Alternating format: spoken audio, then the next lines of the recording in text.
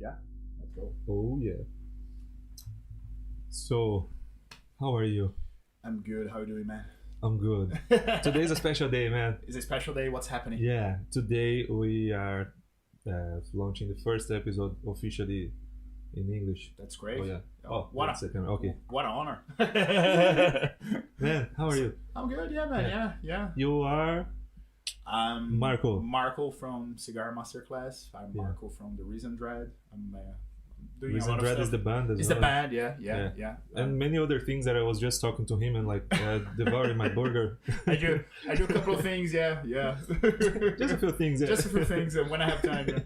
Yeah. I was even joking that you pretend that you are like single, No, drinking in the bar. Yeah, it's not that I pretend that I'm single. It's just that you're saying like you just post the pictures of your bar and smoke cigars. So like I said, like people don't see that there is a baby crying in the background. Like that's why I post pictures. I don't post videos. That's good. Thank you so much for coming. Thanks for having me. And that's actually really good because today we are gonna have the chance to speak in English. Yeah. Our beautiful Brazilian English. That's great. Yeah, with the accent. Yeah. Yeah, with the beautiful accent. So it's an honor, and also it's something that we were seeking for, like to do this interview. Yeah. But we never had the chance. Yeah. Like first we were like doing the podcast like recorded in a studio. Yeah. Then we just stopped doing it because it was a bit costly for us. Yeah. It was the beginning. Uh-huh. And now we are here in my living room. So yeah. there's no excuse no more. No, it's a great setup, man. Yeah. It's like live, man. All the cameras. So many yeah. Look at this. Camera 1, camera 2, camera 3. Yeah. Oh man. So you even brought like everything for you, like prepared here, like all the It's just pretty much like the similar setup that I have when I run the classes. All the paraphernalia. Everything. We need a lot of stuff like and it's a lot of stuff because normally I run the classes like for small big groups, like depending on the event. Yeah. So you have to have a couple of things to smoke the cigar. It's not simple, just like just light it up and there is a ritual. Yeah. It's not that complicated. Like I think sometimes people overcomplicate stuff about cigars, and that's why I started like to make simple. Because at first you thought like, oh my god, this is very complicated. It's like drinking wine or whatever. Yeah, exactly. It's the same principle. So kind of like I never smoked before, so I never smoked cigarettes. I never smoked anything else, legal or illegal. Or but don't worry, we're free here to talk about it. Was kind of like I was never. I got into cigar because I was into whiskey before. And I had a friend that used to live here that he was like a very like into cigar. And cigar like the Cuban cigar. In general, because in general, like all the cigars. We're gonna talk more about it after because you texted me earlier on saying like, look, just don't put like Cubans, like change the title. Yeah. Let's do something. It's just kind of like a misconception that people like every time that you talk Cuba or cigars, they associate with Cuba. Yeah. And that's something that there is a reason for that. There is a reason why Cuban cigars are very popular. There is a reason why Cuba is a great place to grow tobacco, to roll cigars. But there are many other countries that they make amazing cigars. Like even the cigar that we're going to smoke today is not from Cuba. And there is a Cuban cigars now. They are very hard to find. They are very expensive for some reasons that we can talk about that later. So it's a fancy stuff right now. They are making fancier than it should be because kind of like nothing changed on the basics on how Cuban cigars they are made. It's just kind of like the demand for the cigar, especially for the Cuban cigar right now coming from China, is making them to put up the prices because like regardless how expensive it is, if you have a box of Cuban cigars in the store, you'll be gone in minutes because they're buying cigars now as a commodities to invest because you can age them and sell them way more expensive in the future. Like whiskey or things like that. Right? Exactly. The difference is kind of like the whiskey when as soon as you buy the whiskey, you can't age the whiskey anymore. As soon as the whiskey is bottled, the aging process is stopped. For cigar, on the other hand, if you have a humidor and you have a setup in your house, you can age the cigar and the cigar will get better notes, especially for Cuban cigars because Cuban cigars, they don't, with some exceptions, some like special lines. Notes like the flavors. The flavor, enhance the flavor. So kind of like nice stuff, if you get a box, for example, this is a box of a Cuban cigar. If you get a box, like normally in the bottle, you're gonna see a number here. Can you see a number here? See. Yeah. See. See. You can see like a 17. You can see 17, like so the December 17. True. So this December, right? Yeah, December. Yeah. It's even in Spanish. It's in Spanish. So this cigar was boxed in December 2017. And for how long you can keep this cigar, and like how great can this be like in the future? So that's the thing. Why they're expensive now? Why wait? Yeah. So kind of like normally, if you rest the cigar and you age the cigar, you're gonna get more flavors because kind of like the process to make the cigar, that you have the fermentation, they cure the tobacco and everything. It removes all the substance that you have in the leaf that give that kind of like a bitter taste from the tobacco leaf. So as you age that, you're gonna enhance those flavors. Yeah. Most of the other brands, and when you talk about different countries, they age the cigars before they box and before shipping. Okay. Cuba consider that they have like a huge demand. They box it, ship it, and then that's it. So when you get the cigar in your hands, that cigar was only rolled for like 3-6 months, and it's still not that good to smoke. You're still gonna get some flavors that you're gonna be good. Yes, it's gonna be good for sure. But if you let it rest for like a year, it's a different experience. If you let it rest for 7 years, different experience. If I buy the same box today from this cigar, like a 20 UB 2024, and I smoke one, I always if I buy a Cuban box, I'm gonna smoke one just to see. Yeah. And then you smoke another one in 6 months, 1 year. I'm not that patient to let it like age. To be honest, I'm not. You kind of like it, don't you? Yeah, I like it. I'm not a collector. I'm a smoker, so kind of like I don't let it rest. I don't sell cigars. I sell the experience. Yeah. And then so like what's happening right now? So collectors, they go to the stores, they buy everything. So like the box. Let's say I buy a box today, €500. In 2 years, that box probably can sell for 700, 1,000.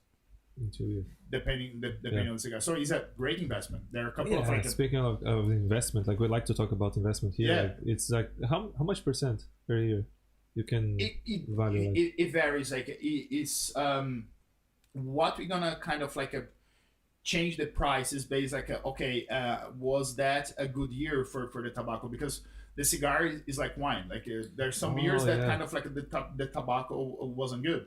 So like the years that normally when you have the hurricanes in the Caribbean, like normally the cigar from that year wouldn't be like that good. The batch is different. Batch is different. Yeah, that's true. Like even wine, like this year is good. Let's buy it. So don't think about it. Yeah. So it's the same thing. It's a natural process and is a natural product. So everything that you have in a cigar is 100% tobacco. There is nothing that kind of like artificially change the flavor. So even though the cigar blender, the cigar master blender that creates the blend, you're gonna be the same blend every year. The tobacco might taste slightly different. It's a natural product, so it's subject for changes like this. I think that's the beauty of it, right? Like every time you taste something that it's unique, and you're never gonna try it again. Exactly. So accept it. It's hard for you to put kind of like the percentage on how much we increase per year, because it depends also kind of like based on everything that's happened like recently.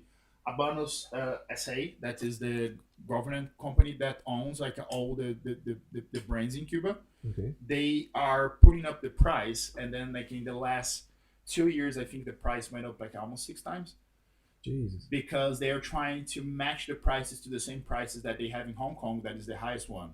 Okay. And regardless, that is still hard to find. Sometimes you walk into the stores where like you have Cubans, they're like, no, you're out. So it's a really nice business. It is. It's like very challenging, but at the same time, it's like full of adventure. It is. And some places, like I went to Spain, I went to Barcelona for work, and then I was there trying to find some cigars. And then some places, they are what they do.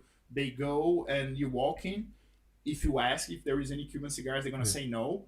because they are saving for the locals, like for the customers that they have like in the city. Okay. Yeah. So they are not selling to anyone because they think like you are a collector or you are, you know. And then a friend of mine went there 2 weeks after he used to live there, and he bought cigar in the same store because he knew the owner. So they're trying to avoid that, but that's only happening with the Cubans, like right now. Like with the other cigars, it's fine. And to be honest, I smoke way more like Nicaraguans or Dominicans. Like they're still great. Like Cuban cigars, they are amazing. They have the terroir the same way that you have for wine. Okay. So that's why they're really famous. So kind of like a Cuban cigar, they can only be rolled in Cuba and only using tobacco that grows in Cuba. Mm-hmm. All the other countries, they are free to make their own blend. So if I have a Dominican factory in Dominican Republic, and I'm trying to make a cigar, a new blend for the cigar, I can use tobacco from different countries and blend the cigar in Dominican Republic. The cigar is still going to be Dominican, but the leaves that you have in the blend would be different. In Cuba, you can do that. In Cuba, you can only use Cuban tobacco. So that's the terroir that they call like the puro. So it came from that. So kind of, but you also have like puros that are from Nicaragua, Dominican Republic, Brazil, but that's kind of like one of the things. So you can identify if you do like a blind taste for people that smoke cigar, they will straight away know like, oh, this is Cuban. Yeah, it might take a while for you to know the brand. It's like particular, like the taste and everything. They smell. The way it goes into your mouth. They smell the ashes. You can see the ashes are different. You when you compare, for example, Nicaragua, the soil is volcanic. Okay. So you have like Ometepe, you have Esteli, that they are the regions where they grow the tobacco. And then when you light the cigar, when you see the ashes, the color is different than the Cuban. The Cuban gets kind of like a slightly like a dark, whereas the Nicaraguan gets like a white, completely white. That's because the magnesium that you can find in the soil. Yeah. So even like the soil, the type of soil interferes in everything, every aspect, like wine, like coffee, exactly, like milk, whatever. Yeah, everything. Yeah, depending on the cow. So nice. it's pretty much so everything in the environment, and the cigar leaf is very sensitive and it grabs all the smell, all the air, everything that you have around you. So that's why you have to have a separate place for you to keep the cigar. You have to have a separate, like a setup, like a humidity temperature is important. To control it all. To control everything. Yeah. So then, because sometimes I have a couple of people coming to my class and they go like, oh, my friend went to Cuba and it brought me those cigars like 3 years ago. And I was like, where did you keep it? Oh, in my drawer. How did you storage it? Yeah, in my drawer. How did you kill it? It's dry as fuck, man. It's dry. Oh, can we swear here? Can I say fuck? Yeah, fuck. Yeah, it's dry as fuck. Fuck is like fornication under the consent of the king, right? Oh yeah. It's just an abbreviation. Yeah, yes. So okay. That's fine. It's all good. See, look, it's like a Jô Soares. You have the yes, here. Jô Soares is the Brazilian presenter. Look at that. Amazing. And you don't know what is inside. It's amazing. You have no idea what is inside. We never know. We have to be here to know. Exactly. That's the whole experience as well. By the way, do you know the history behind the cigars? Why they exist? How it was the origin? It is... there are like two places that we can talk about cigars. So you can talk about Indonesia, and you can talk about like the Mexicans and the natives that used to be in Cuba. So you're talking about like 1,000 of years ago. Yeah. You have like historically you have evidence that the people in Indonesia, they were smoking something similar to tobacco, not as fermented and elaborate what we have right now.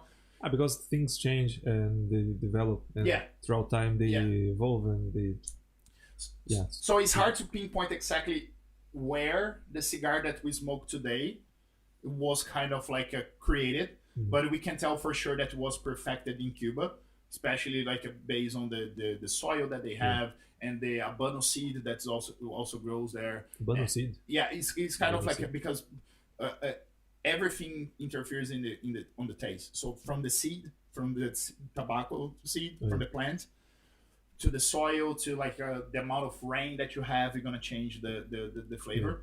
So, and then we use like the coiba, that is the most famous brand. It means tobacco in the old Cuban language. Okay. So like a kind of like they are perfecting that. So, but you have evidence that people are smoking something similar to tobacco in Indonesia, in Mexico. So the Mayans were kind of like had something similar to cigar as well. Yeah. So the way that we have is hard to tell exactly, but we know for sure the Cubans they perfected that, and then we have stores like 120, 150 years ago that started in Dominican Republic and Nicaragua, and Honduras is also a good spot for cigars. We have in Brazil as well. Brazil has like a good brands, but Brazil is also known for exporting the leaves for other brands to make the blend. Okay. So you have like some Brazilian tobacco on Dominican cigars, and like inside the blend for the Dominican cigars.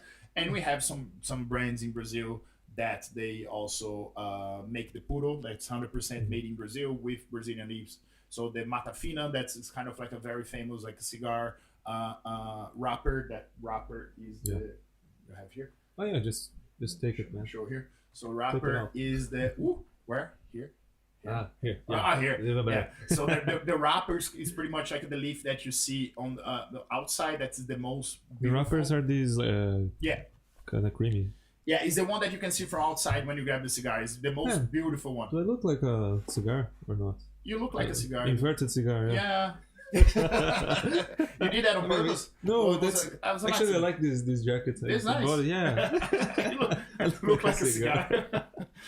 So the wrapper is pretty much like what you have like most of the flavor, and then you have the different colors that we can talk about that. But you can see like inside is ugly, like the binder and the filler is ugly. So like the Brazil, they have the Mata Fina and the Santo Antonio.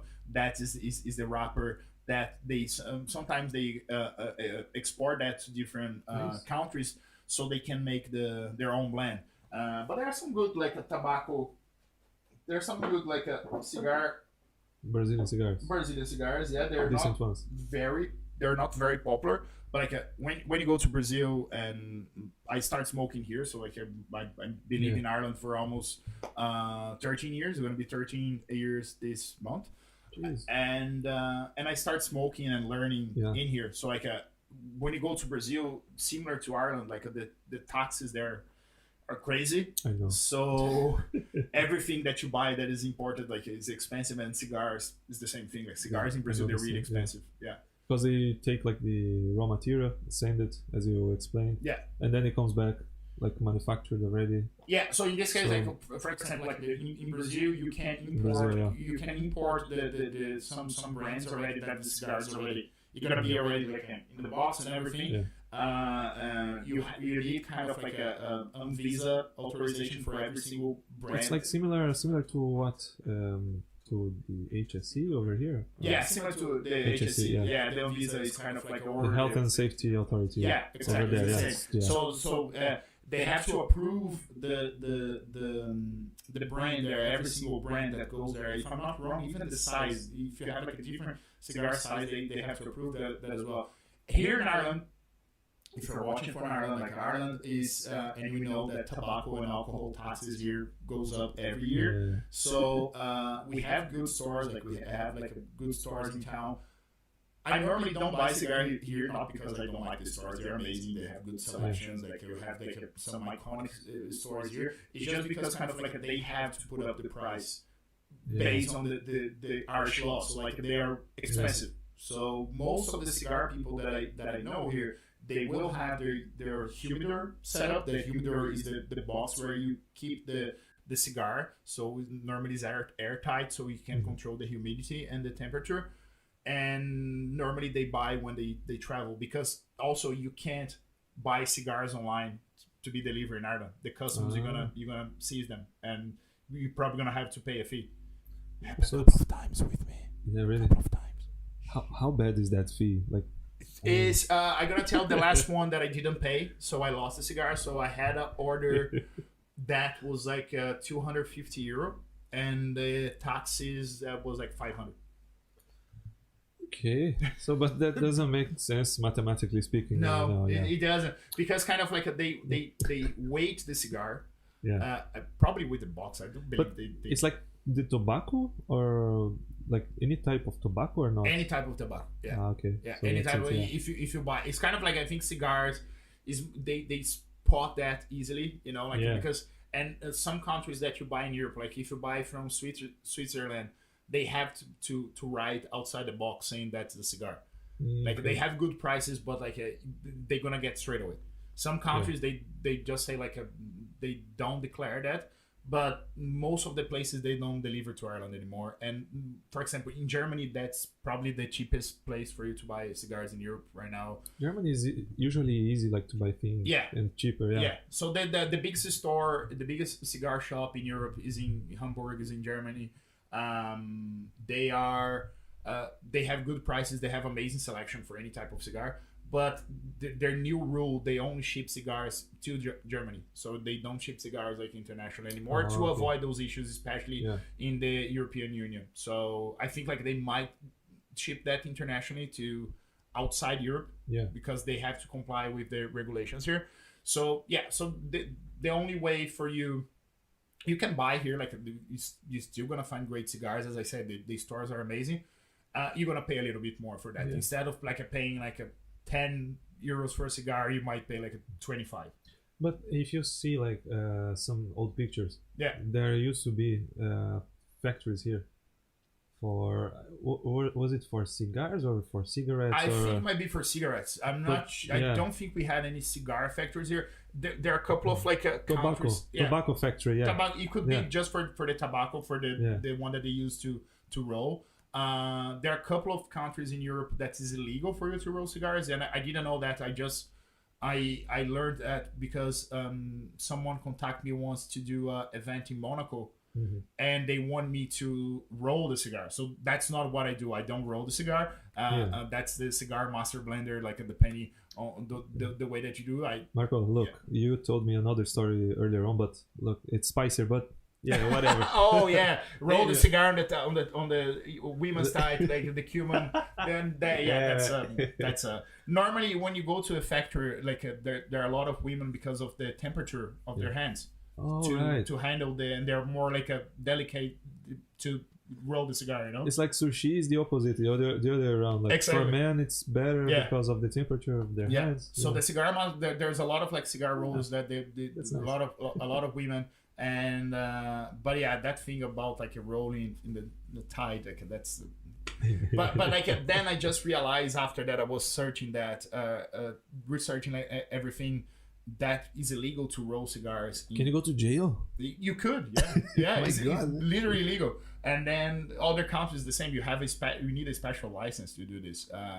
And I don't think like here in Ireland the even though like the warehouses for you to do the fermentation and to cure the tobacco, you have to have like a high temperature and humidity. So and in here, if they do that, they would have to invest in something that in the other countries that comes like naturally with the weather, Sometimes it's easier like to import like ready instead of trying to produce our own sources of energy. But that was they're trying to do that in China now.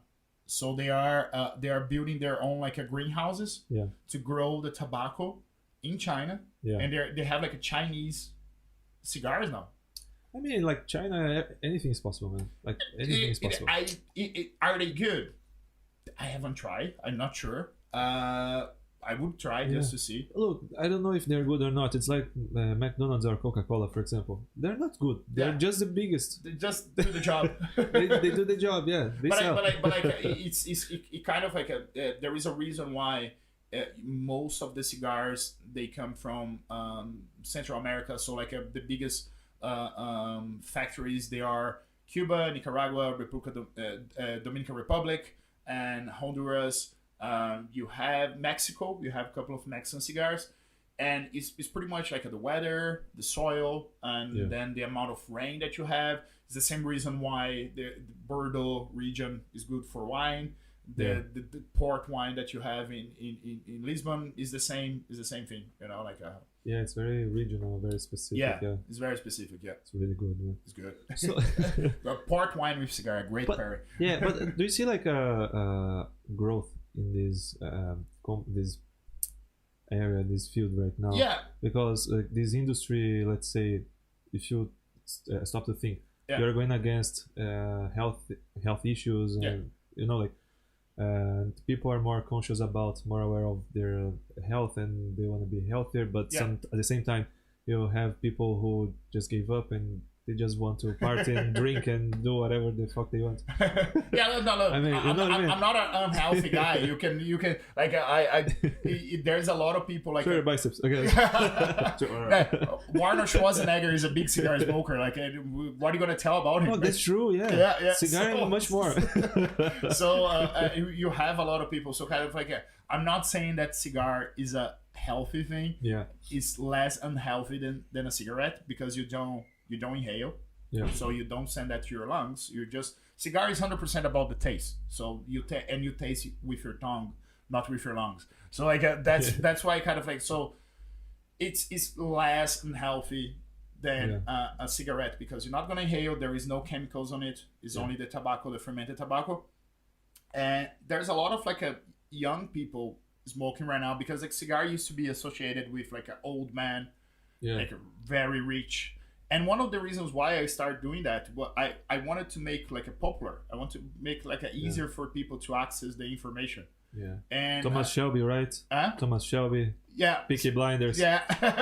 Kids just went to town like to be like adults. That. Yeah. Oh my god. So for me, I hate that bullshit. That kind of like there's a lot of cigar snobs like in this kind of like industry, and then. When I start smoking, that like a friend of mine introduced me to cigars. As I said, like I wasn't like a cigarette smoker, and I was into whiskey. And then we were having a whiskey together, and he was smoking. And was like, "You should try." I was like, "Oh man, I don't like it." I was like, "You don't know, man. You should try it." And then I was like, "Don't inhale." I was like, "I don't know how to inhale." And it was like, "Oh, even better." And then I took a sip of the whiskey. I was like, "That's good." Yeah. And then I start studying and, you know, like going after the certifications and everything. But like now with YouTube especially, there's a lot of like young YouTubers. Like there's a lot of people doing reviews. In the past, the only way that you could find information was like through books and magazines, which I still would say like depending on the channel that you watch is better. Like I always say like first go read the books, like all the books that you have about cigars. Like you're gonna have a lot of information that. You're gonna have some information in some books that kind of like based on recent like studies and tests they're being disproven, but then you learn the history and how those things evolve. There's a meaning involved in that. Yeah, of course. It's really nice. And then, but kind of like all those new cigar channels, they help to spread the word, you know, like and have more people into cigars right now. So like now when you go to a cigar lounge that you don't have here in Ireland for reasons that we can talk later, you can see like, especially in the States, that there are like many cigar lounges over there. You can see more young people like smoking, and then not only the old man wearing a suit. And so there's a lot of kind of like another thing that is great. There's a lot of women like influencers right now that they are promoting cigars. Loads kind of in the industry, even as kind of like in the factories, like take it over like a family business and things like that, which is great. Like in the past was only like an old man smoking, you know, talking shit. Now is way more diverse, I would say. That's good, man. Yeah. Because I mean, like we are humans and we have habits and addictions. Yeah. So we're not saying that this is a perfect addiction, far from it, but it's something like you reduce the impact of it. So I see something like that happening. Yeah, and know, when you say addiction, there is a thing about cigar that and not only me, I can talk to other people that smoke cigar. I don't feel that urge to smoke a cigar. That was something I was gonna ask you. Yeah, like, I don't smoke cigar during the week when I go to the gym, and I have a band, The Risen Dread. Check us on Spotify, YouTube. We're gonna talk about it later. and then we I don't smoke before singing as well. So during the week I normally don't smoke, unless I can normally go to the gym like 3 times a week. and then I have an urge to drink, but not to smoke. But then it kind of like is associated to that. But I have periods of time, like 2-3 weeks without smoking. Mm-hmm. If you're a cigarette smoker, you don't go that no, you can't go that far. No, never. but kind of like, on the other hand, I know people that smoke like 3 or 4 cigars a day. The thing about cigar is kind of like you have to have time to smoke cigar, because the cigar, the average size, it takes like an hour for you to smoke. By the way, you want to start in some point? You can start, yeah. Otherwise, you're gonna be. Oh my God. So like, speaking of, you're making me feel like I've never. I mean, I tried already a few cigars, but I never knew how to do it. Yeah, we can do all the steps here. Yeah, and then we can keep talking, smoking, which is way better. So like, here we have. Have you ever? Sorry, I have to make this stupid joke. Like, no, you can't. You have to. Question: have you ever watched South Park? Loads of episodes. Mr. Hank. Yeah, Google that. Oh my god! I was thinking of it like this week, and I was like, "No, Santiago, stop thinking of it." Now I'm gonna think about that every time that I get a cigar. Fuck's sake! I'm sorry about that. So it. you just do like this. You just this, yeah. So this is a kind of most of the. So the cigar that you're gonna smoke right now is very interesting. So it's called La Flor Dominicana. It's from. La Flor Dominicana. La Flor Dominicana. It's from Dominican Republic, as the name suggests. And most of cigars, they come like wrapped in a cellophane plastic. So kind of like a cellophane paper plastic. It's not plastic, it's cellophane. Yeah. So like this is cellophane. Cellophane. So you can breathe. So to control the humidity, yeah? So kind of like if you have a humidor, like those cedar. It's very thick, man. Do they hold like this in this region here, or it doesn't matter? You can hold like this, like this. I'm gonna make so many stupid questions here. No. There's no stupid questions. So I don't mind. Most every time that you buy the cigar and you're gonna store that at home, most of the people, they will have those desktop humidors that is made out is Spanish cedar. Mm-hmm. So there is a nice aroma to it. And it's kind of like most of them is airtight. If you don't have that, if you have a Tupperware that's airtight, not necessarily you have to have a container that's made out of wood. It gives a nice smell, but like is more important that the container is air sealed than is like made of wood. Yeah. So you keep that inside, keeping that like a cool place. And this is very important. I'm not sponsored by them, but kind of like those guys changed the industry. So this is kind of like a two-way humidity control system. In the past, they used to have those kind of like a water beads that you used to put inside, but it was messy. It was kind of like if you put like a tap water, you could get mold. Yeah. You could get like cigar beetles. But this Boveda, they have like a range of a percentage. Yeah, so basically for like many types of herbs herbs, many types of herbs. You know what I mean, right? Yeah. Oregano, oregano, parsley, So they have different range. Sage. They have different range like for sage. They have it for different things like a coffee or. Mainly for cigars. They got popular for cigars. So if you have one of those and you have a desktop humidor, they have different sizes. It's kind of like a gel inside. It's gotta keep like the humidity. The texture of this sachet has to be like when it gets hard, it's time for you to throw away, and then you buy another one. So if you have a humidor at home, I didn't bring my desktop humidor. So like let's say that was this one was my humidor. So you put inside, you close, and then if the humidity is below 69, you're gonna bring it up. If it's above, you're gonna bring it up. So it's a two-way control system, and it's very reliable. It's very effective. Very effective. So it works. It's either most of the people that they have this those desktop humidors they use in Bogota right now, it changed the whole industry. So talk about the cigar that you're gonna smoke. So then we start smoking, and then we move on with the conversation. So this is the La Flor Dominicana. This cigar, based on what we were talking before, it was rolled in Dominican Republic. Mm-hmm. The binder and the filler, that is the type of tobacco that you have inside. That's kind of like the what also gonna give the flavor. They are from Dominican Republic, but the wrapper is from Ecuador. It's Ecuador Sumatra. So initially the the Sumatra wrapper was only like grown in Sumatra, like the island. And then, but then it kind of like the flavor when they get the seed, the Sumatra seed, and they plant that in Ecuador, they got a better result. Oh, so most of the Sumatra wrappers that you have now, they come from Ecuador, not from Sumatra. Makes sense. Yeah, so like they're Ecuadorian Sumatra wrappers, how they call it. So first thing that evolution, yeah. So the first thing that you have to do. Oh yeah, find a lighter. No, it should. I don't know why this thing is in my pocket. It should be there in the box. First thing you have to do. It's here at least, man. Yeah, it's here. Yeah. I almost forgot everything at home. Yeah. That's why I was late. Sorry about it. It's forbidden to think like. Oh yeah. Yeah. Sorry. What's that? Yeah. Proibido pensar negativo. Yeah, it's prohibited to think like negatively. So yeah. So first thing that you have to do, you have to cut the cigar. So you can see like that you have the cigar foot. That's where you're gonna light the cigar body where you smoke, and you have the cap. The head or the cap. So you have to remove the cap so then we can smoke. So can you see that there is a line here on top of the cigar? Yes, I can. Yeah. Oh, that's true. I can see a line. This line here. So you have to cut exactly on that line or above. If you cut below that line, the cigar, when you start smoking, it might start unraveling, and then you're gonna have like all the pieces of tobacco in your mouth. And we don't want that, right? You don't want that. You just want the smoke.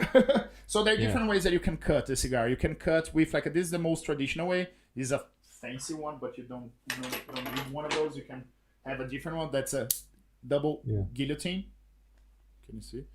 It's like makeup tutorial. Can you see that? Can you see that? You've been watching too many tutorials, makeup tutorials. I do. Yeah, that's for the band. Like we. No, I don't wear makeup in the band. Like kids. So like kids, yeah. So it's very sharp. So mind your fingers when you use that. So that's. Don't put your radio with that. No. So that's we've probably seen that in a couple of movies that they cut the. So you have that one that's a straight cut. Then you have this one, that is a V cut. What? So then the way that when you smoke like the cigar cup, you're gonna have like a V shape. So when the smoke goes to your mouth, the goal for that is kind of like a go to the roof and to the bottom of your mouth. So kind of spread a little bit more. But I have some concerns about this. Like we can talk later. Oh yeah. And then we have the cigar punch. That's pretty much like you just go here and then you punch the cigar like this.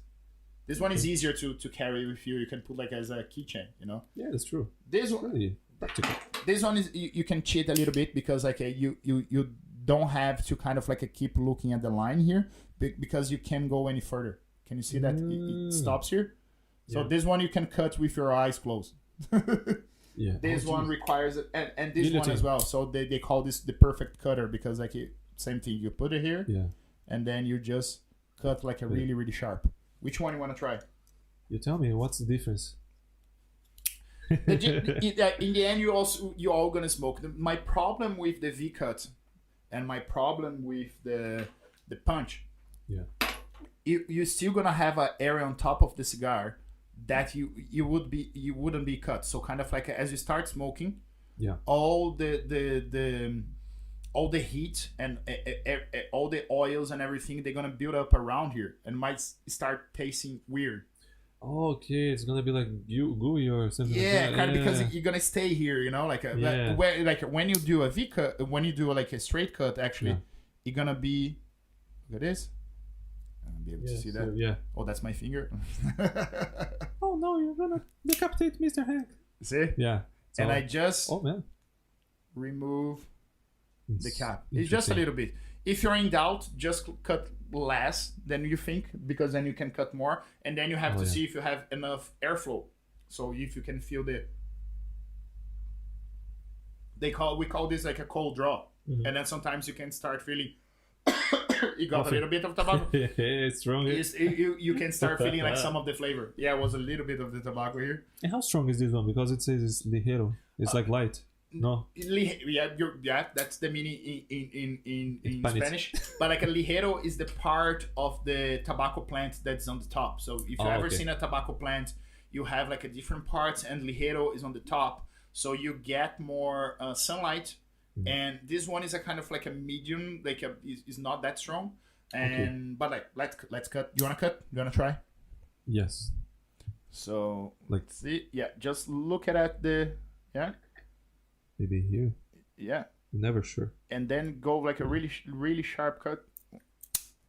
And I make a. Is it correct? Good job. Is it good? Yeah. I didn't even bring my sunglasses. See, my sunglasses. Perfect. And then what you can do now, you do the cold draw. So then you. All right. Can even taste like a. What you can taste? Tell me. Yeah, I can taste. Yeah. I can. The Sumatra. So the wrappers. It's sweet. Sweet, exactly. Yeah. That great. You got it. So the Sumatra wrapper has this characteristic, like this more like a sweet profile. So you can already taste, and then the smell, amazing. So you smell the food like this. Ah, the foot, like the. Yeah, the foot of the cigar is where you're gonna light. Then you smell the body. Sometimes there is a different deviation. This one doesn't work. Sometimes there's a difference between the smell that you find in the food and the smell that you find in the body. Stronger. If you turn on the YouTube right now, this is probably really weird. If you watch that, if you just start watching it right now, it's probably really weird. Yeah. So we're smelling some cigars, that's it. So then... Like a daily basis situation, right? Yeah, of course. Just smelling some cigars. So then you have to light a cigar. So like they're similar to different ways to cut. There are also like a different ways to light. So you can light using matches. Which I like. Yeah. Really traditional. Yeah. You can light using this, and it's very fancy. It's what you call a cedar spill. So it's pretty much like a cedar wood. Mm-hmm. So, but to light this, with this, you have to light the cedar spill first, and then you light the cigar. But doing that, you're gonna have a soft flame here, the same way that you have a soft flame here with the matches, and it's hard to control. Yeah. I will tell you why I don't like this. It's very classic, it's very traditional, but I don't use that to light a cigar. Even in competitions, you can see like when you're doing like cigar sommelier competitions, they use this because it's beautiful. Yeah, it's more like the experience. Yeah, I'm gonna show why I don't do that, especially if you have another mug or a small plate that I can show to everyone. And then the most efficient, that is the. I'm so sorry, guys. Should I have asked that before? Sorry. Oh yeah. Yeah, cool. Another mug. Yeah. You can show that here. Yeah, somewhere. so then the best way is with like a torch. Is it traditional or? But it's okay. If you see like nowadays, with the torch is the easiest way. Like another size, like this is a table torch, like a. But can I offend like the traditional people with this or? No, because you can see people if you go to a tobacco farm, the guy planting the tobacco, he's gonna cut with his teeth and then he's gonna light with a match. One thing that I say during the cigar class is kind of like there are different ways that you can do the cutting, the light to light and everything, and there is a way that you can enhance the experience. We like to enhance the experience. Yeah, you don't have to. Yeah. So you can light with a match. Yeah, you can with the cedar spoon. Yeah, you can cut with the V-cut. Yesterday I went out and I forgot the cutter. So? And then I removed the cap with my nails. Yeah. And it's the same thing. See? And people say I'm lazy. It's like it's better to have like long nails for these cases. Why not? I think it's the first time in almost like 10 years smoking cigars that I forgot a cutter. So why the butane gas and the torch lighter is better? Because you like, let's say if you're outdoor in the wind, like there is no wind that's gonna, especially in Ireland, right? Yeah, especially you can see a lot of people like that play golf, smoking cigars, and like you have to have one of these. Yeah, first aid kit. And if you play golf. So like outside, and then you can control, and it's easier for you when you're kind of like lighting the cigar that I'm going to show you how to do. Yeah. And this is a kind of like a clean is a clean. Can you see? Flame. It's a clean flame. There's no carbon or whatever. Yeah, exactly. So, and the same reason why it's terrible to use a Zippo, for example.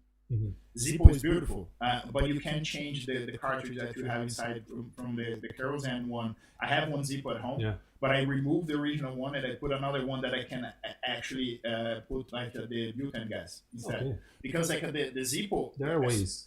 There are ways. The Zippo, you're gonna get a terrible smell. And remember that I said at the beginning that the tobacco leaf is very sensitive to smell and flavor. Yeah. Everything that can affect that. You will change the flavor. It's like people who drink their coffee and they mix sugar in it. Please don't do that. Don't do that. It's criminal. Yeah, we're coming after you. Yeah. Fucker. Yeah. Sugar in your coffee. Sugar in your coffee. The heck is wrong with you? Drink an espresso. Yeah, your Nescafe, sugar, no problem. Drink just Nescafe, ruin your instant coffee, no problem. Sorry, if you wanna put sugar in your coffee, that's fine. The coffee is yours, right? Yeah, we're gonna judge you, but that's fine. So you will change the flavor. So kind of like and so that's what I want to show you. So like when you light with the matches here. I think like matches are good for outdoors. For example, like you wanna have an experience or whatever. Indoor, I mean. Can you see? Even when I started lighting that, there was a black smoke. So can you see this? It's all gone. Can you see this? Yeah. See? That's gonna go to your cigar, and that's gonna change the flavor in the smoke. So. And the other, like what's the name? Oh, the cedar. The cedar spill. It's even worse. Like look at it. It's even worse. Wow. Okay, it's like incense. Look at the color. But there are many places that they like with this. It's beautiful, but it takes like at least 2-3 minutes for you to do. You have to go like around like this because you have to toast first. You don't want to touch the flame. I don't remember the last time that I had a cigar with this. But then it's nice, man. Like visually speaking, it's nice. It's beautiful. No, every time that you're doing a task to be a sommelier and things like that, they ask you to do this. I've done like with this many times, but at home I only use the straight cutter. Yeah. And the torch. Like I have like loads of different lighters. What about your neighbors? Do they complain about the smell, or you're on the last floor? Or I know I smoke in the balcony. Okay. And then you're in the balcony, so. There are different smells everywhere in the city, right? So yeah. So then let's start lighting cigars. Let's do that together. So like one thing that you want to do, you have to toast the food, and one thing that is really important, you don't want to overheat the cigar. So like normally, if you want to look here first, you want to go as close as possible, but I don't touch the flame. I don't touch the flame in the cigar food. So you light the cigar with the heat, not with the flame. And you go like a circular motion. Can you see like a circle? Yeah. So then because I want the cigar to have this everything like a red here. Can you see that you might see like some black spots? Be careful not to go to the side, not to burn, so you just burn the food. Okay. That's why it's easier, because this one is a kind of like a single torch. You have like some parts that you have like a 3 or 4 different. It's kind of even. Can you see? I'm doing my best here, buddy. I'm doing my best. Look. So then when you take the draw like this, it should be all red. Oh, see, I still have like a black spot here. So I go there, I fix it. Take your time. Hurry up. Don't overheat. Take your time. Choice is yours. Don't be late. I don't know how to turn this off. No, it's gone. Yeah, it's off. Then let me see. Is it good? Let me see. Take the. Don't inhale. Just keep in your mouth. You have a little bit still on the side. Can you see? Yeah. Just go there. Fix it. Because if you don't light that properly, the cigar is gonna burn. It's not. You're not gonna have an even burn. It's gonna be like a part missing, and we're not gonna enjoy it. And you're gonna have to relight like many times. And we're probably gonna have to relight many times because we're talking. So try again.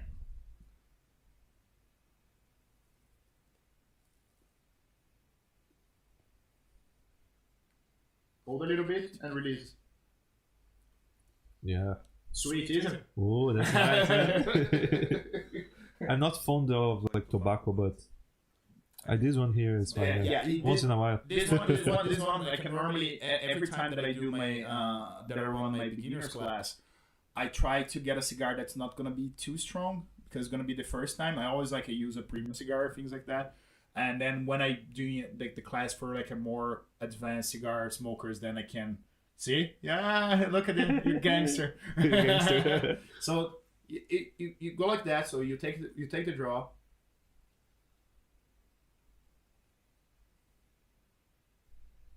You hold a little bit, and then you release. And then sometimes people ask me like, okay, how many puffs you take? So if you smoke too fast, the cigar, you know how to handle the smoke. Have you done this before? Not with cigars, you know. By the way, if you want to check it out, like I have an episode that people are not that proud of my episode, but it's in Portuguese. Okay. It talks about cannabis and like the business behind it and how we can take advantage of it. Yeah, that's great. I'm gonna check that. It's kind of like is a business that it should be legal by this point. I mean, like when you talk about cigars and not being legal and this and that to roll, and I start seeing like how complex that is. Mm-hmm. That makes me wonder, like it's like cannabis or whatever, many other things that we never know, like they're illegal in some parts of the world. And it's like mostly like economic and political. The only part of like when I say that they're illegal is illegal because kind of like you need a special permission for that, or maybe the government has some restrictions to do that, but it's not. There is no country in the world that except like I would say countries that we don't know, like North Korea, what's going on there. I would say like there is no country in the world that is illegal for you to buy a cigar. It would be more expensive. Like Australia, the taxes are also pretty high. Canada, the taxes, but like you will be able to do that, to import that in a kind of like a right way. You're gonna be able to do that. You're gonna have cigar shops in all those places. You probably won't have cigar factories because like the cost for you to import leaves, since you're not gonna be able to produce the leaves here in Ireland, you're gonna be too expensive for you to import that and do the manufacture process in Ireland, for example, you know? See, you're doing well. You did inhale, which like most of the people, especially for cigarette smoker, they're gonna do. Just a tiny bit, yeah. And then a bit. So it's one of the hardest things when I'm teaching like a new class for them not to inhale when I have cigarette smoker. Newbies, huh? They never know what they're doing. Let's go a bit deeper into the subject because I like it. Do you see like any news about these having like cartels controlling the production or something like that? No, it's something like what I'm trying to say is like something like that is not broad as, let's say, avocado. You know what I mean? Yeah. Because avocado in Mexico, for example, there are cartels controlling avocado fields. It's kind of like but officially, officially, as far as everyone in the industry knows, like most of those companies, most of the cigar companies, they're like a family owned, and then most of the people that work there from the community. So it's same things like coffee. So like, of course, we know that there are some coffee producers that they are using like slavery work. There are some countries, in some countries, and then like that's why like normally when you buy specialty coffee, like you know that it comes from like a good place that they're not doing that. And for cigar, it's the same. For cigar, they're part of like people in the community. They're gonna work in the factories, and most of the factories, they're family. They either a family started or still family owned up to this day. So and since kind of like a growing tobacco is not illegal, so it's pretty much like they can do that and just like improve the way that they're gonna have the tobacco every year to make a better cigar.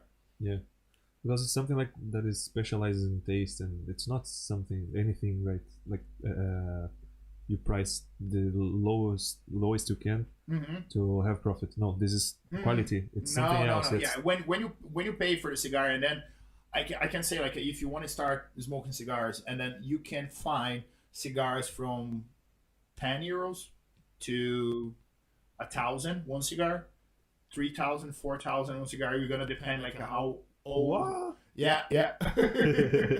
I probably have a cigar at home that a friend of mine gave when my son was born. That is probably really expensive because it's Romeo and Julieta. That's a Cuban brand from 1995.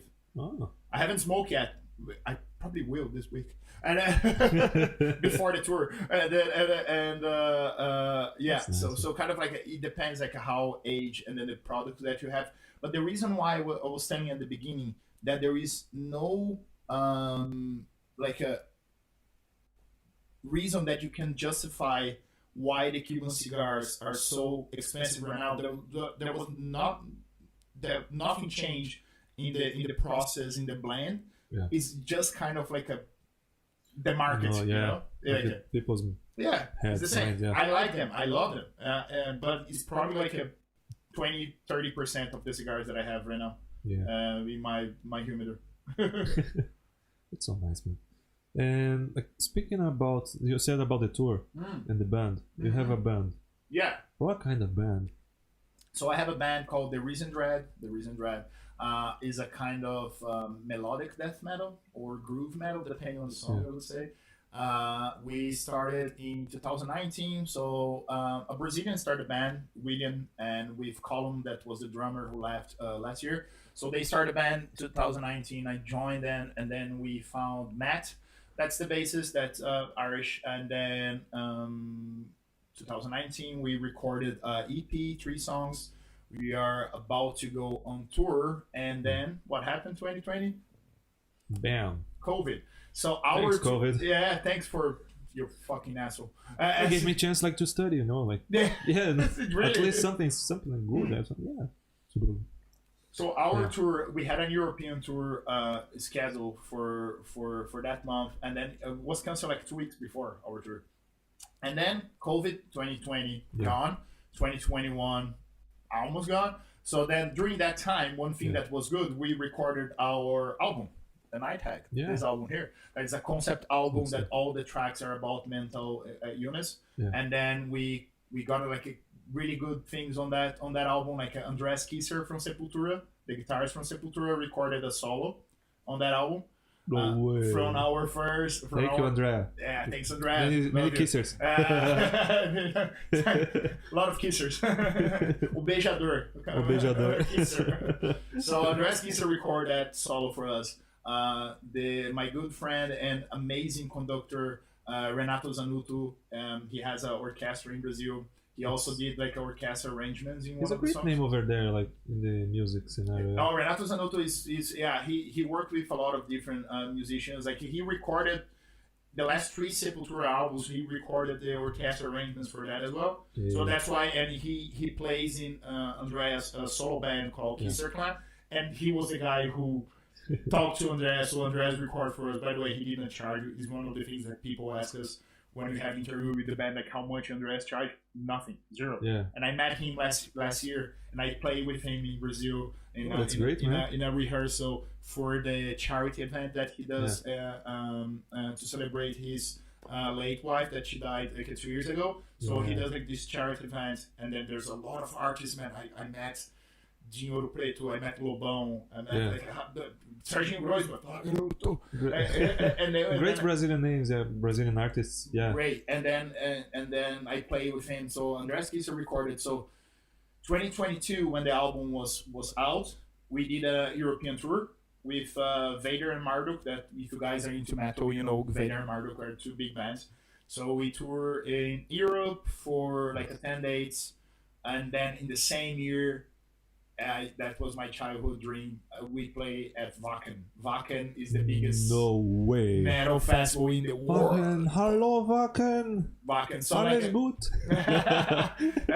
It's funny. Like I moved to Ireland, 2011, May 2011. So at that year, Wacken was already sold out because Wacken is sold out a year in advance without having any bands, any names confirmed, and people know it's gonna be good. Because it's Wacken, and Wacken has like all the support and the infrastructure is amazing. Everything. So just like and then 2011, the first thing that I bought was a ticket for the 2012 Wacken. So I went to 2012 to watch.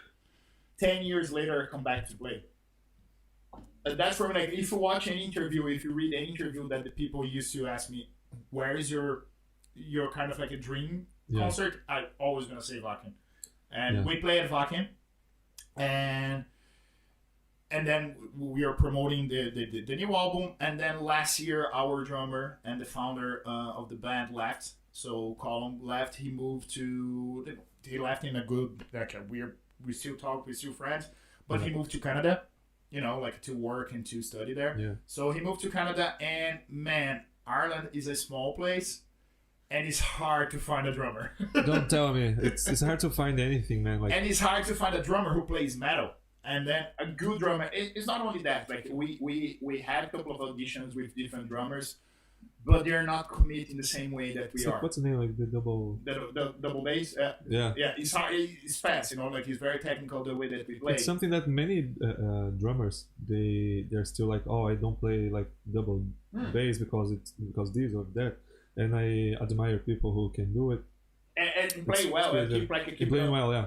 But the thing was kind of like, even when we found a couple of good drummers that they auditioned for us, they're not committed in the sense like, hey, we want to record a new album, we want to go on tour again, and they're like, oh man, no, I just want to be a band that plays on the weekends, Just to show on Instagram, like, you're doing something different. No, we're all old. We had, like, not all of us, because like now we have 2 young guys in the band. So like, Will and I, like the other Brazilian, the band, the guitarist, like, we had bands back in Brazil. My first band, I was 14 years old, and then. And what type of?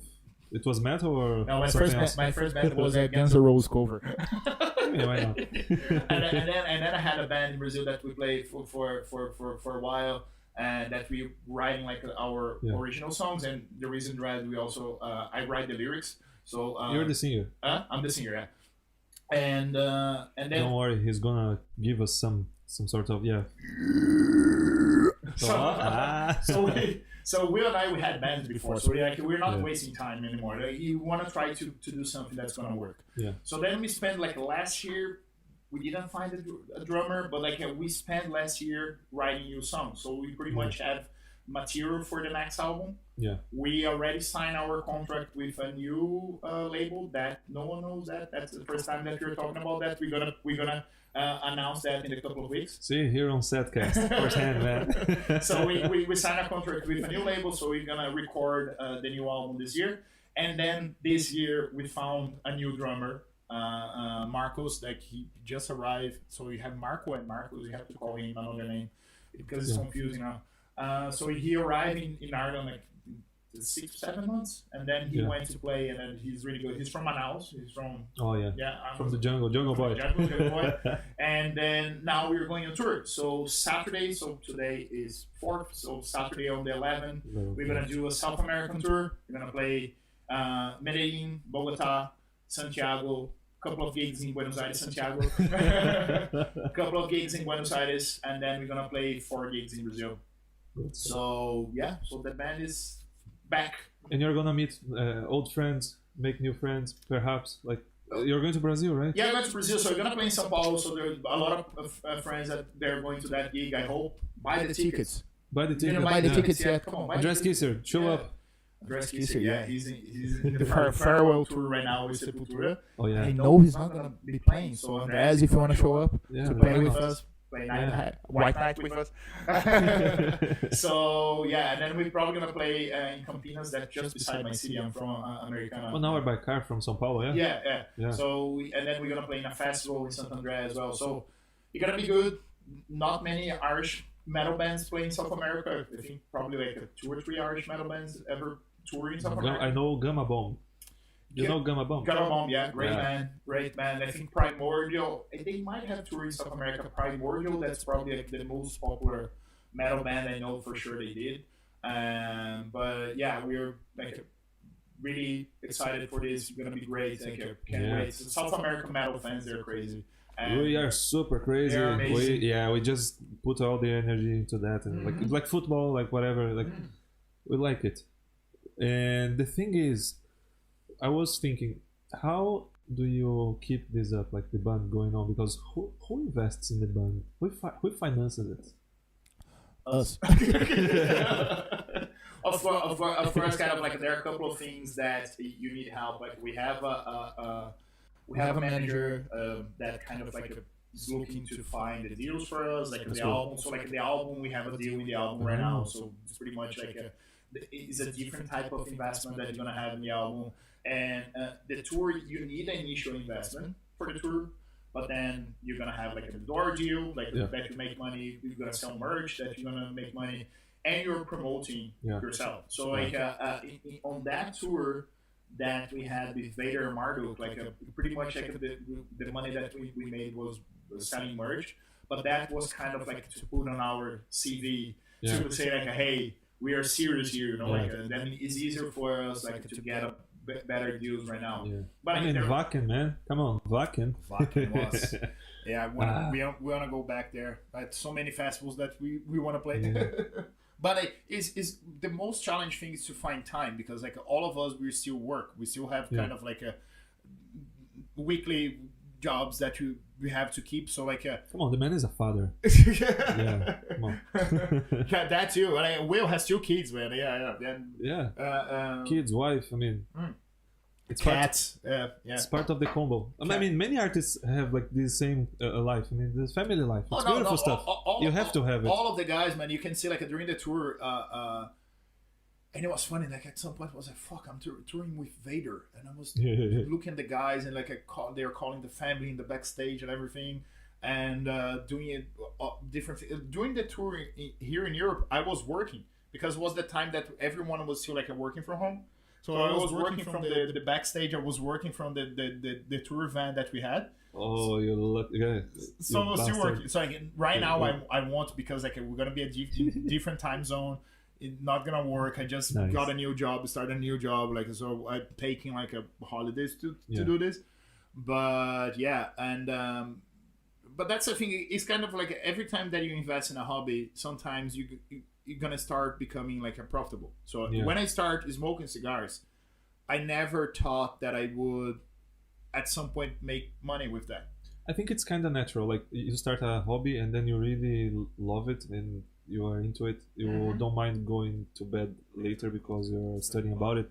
Or waking up earlier. It's crazy stuff. I don't sleep. That's a problem. I'm so like early. I sleep like 3-4 hours per night.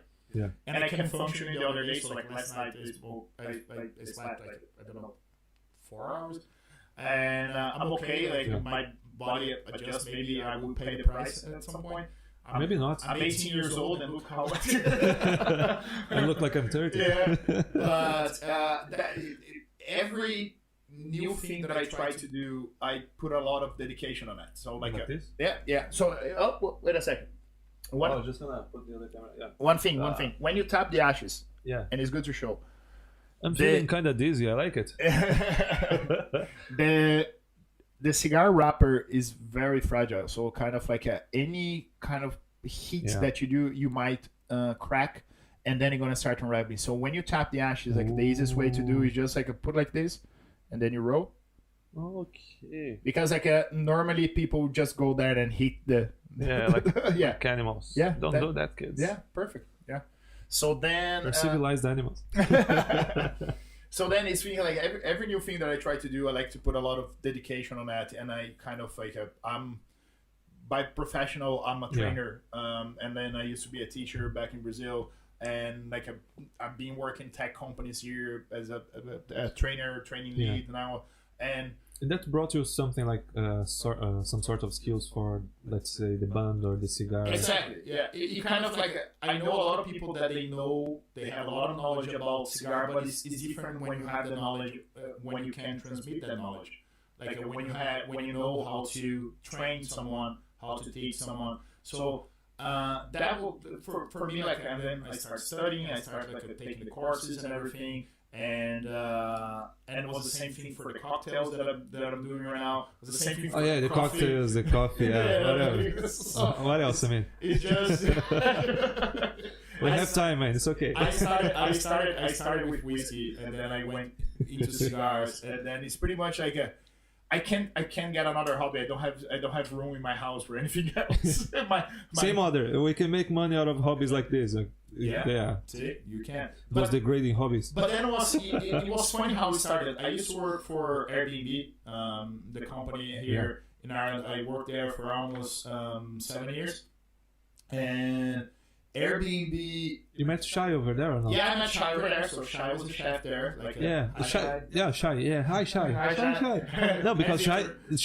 Victor, great Victor. I worked for them for a while, like during the pandemic. They're amazing. And then I went to that party, like her birthday, and you were there. So that's how I met Marcus. That's how we met. Yeah. And so I was working at Airbnb, and then Airbnb. Before COVID, in 2017, I think they launched that, or 16, they launched the Airbnb experience. That's pretty much like if you know how to do something different, you can create an experience and you put on Airbnb and you sell. Yeah. And before that, before peak season on Airbnb, they used to do a party, even before the experience was launched. Tell us how old you are, like. Who? Me? Yeah, because I mean, like back then, in those days. Back 7 years ago. I'm 16. This is legal. But then like so the Airbnb experience was launched in 2017. I think this party that happened in 2016 was like before the peak season. They used to ask like the employees if they have any different skills, and then they would buy stuff. So we had that happy hour, and people would do like different things, like teach how to do Irish dancing or something like that. Yeah. And then the guys at work was like, Marco, why you don't do the cigar? Because I was smoking cigars already. Why you don't teach people how to smoke cigars? I was like, they're never gonna prove that. And then I submit my idea. They're like, oh, that's great. And then we had cigars and a whiskey in the afternoon. After we finished working, of course, and then that was the first time that I did, and then was like, and people like, oh, that was nice, and was like, you know, how easy? I mean, maybe I can do something like that. And the Cigar Masterclass poster that we have on my page, and that's from that day, that the ground control team created that, and the year after when they created the experience, I was like, oh, maybe I can put that over there. And then I started doing the experience on Airbnb. Now I'm doing like a more private events. I still have the experience there. So when people reach out, it's hard to find a place here in Ireland to do. Yeah, you were talking about it like that. It's very restricted, and you have to take like some extra cares, and how limiting it is to. You need a license for. So I don't know. To smoke here in Ireland, you can't smoke in a place that's completely covered. That you have to have like a air exit for one of the walls. That's the reason why we don't have cigar lounges here. So, and every time that you go to to a smoking area, pay attention. You're always gonna have one place that the air is flowing, which makes hard because like I used to do the experience at House on Leeson Street, that pub where Shy birthdays happen. And but then after COVID, they changed the garden, and now it's a restaurant, so you can't smoke in that area anymore. I did a couple of events at the Wigwam, and close to the Jervs. But mostly for what kind of public, like Brazilians or no, not really. Like because every time that I advertise, is free. Okay, so you advertise like for the general public and like. Yeah. Whoever is interested into it. They go like sometimes you have. In English, It's all in English, Good stuff. Yeah. Unless I have like I never had a group only Brazilians. I don't think so. And even the terms like you use to explain, and like it's only in English. You learned from here, right? Yeah. When I started studying cigars, I was living here, so all the terminology I learned in English, and then I remember I was interviewed by my friend from Cigar 019 in Brazil, and the interview was in Portuguese, and I was like, I don't know how to say that in Portuguese. It's free, but and at Airbnb. I had more people, especially like from the States, because they can buy online. And when you Airbnb, what they do when you're traveling and you buy the accommodation, before you arrive, they send you as a guest recommendations for experience. Mm-hmm. So some people that are traveling to Ireland, they would see like, oh, whiskey tasting, or like, oh, cigar experience, and they would buy. So like when I was running the experience on Airbnb only, I used to have a lot of like a tourists, like Americans, Canadians, but most of the people there from Dublin and or from Ireland. And like now that I'm doing like some private events and some consultations from like as I work as a consultant for like a couple of businesses that will remain nameless, and yeah, but it's all over the place. So and different kind of like a parties, like a I did a hen party once. Yeah, I was gonna ask you this, like, what was the craziest party you ever covered and the nicest one that was remarkable and like maybe you had some sort of celebrity or maybe not, maybe it was like just a good energy. There are a couple of things for my experience when I do private events.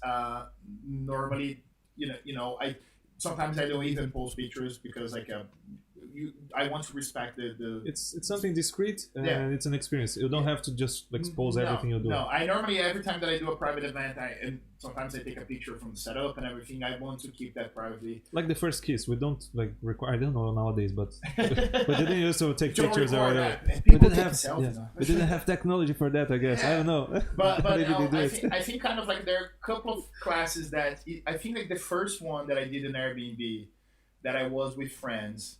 And I was there working, and it was kind of like I was just testing, I was just trying, and it was like so natural, like how you went. I think that was really cool because that's when I had the idea to do it. It was just click. I was like, hey, maybe I can make some money with this. Maybe you're good at it, right? Like, I normally they pay me to train people, like, and they like it. I mean, why not? Right? Still like, have a job. Yeah. And that one was good.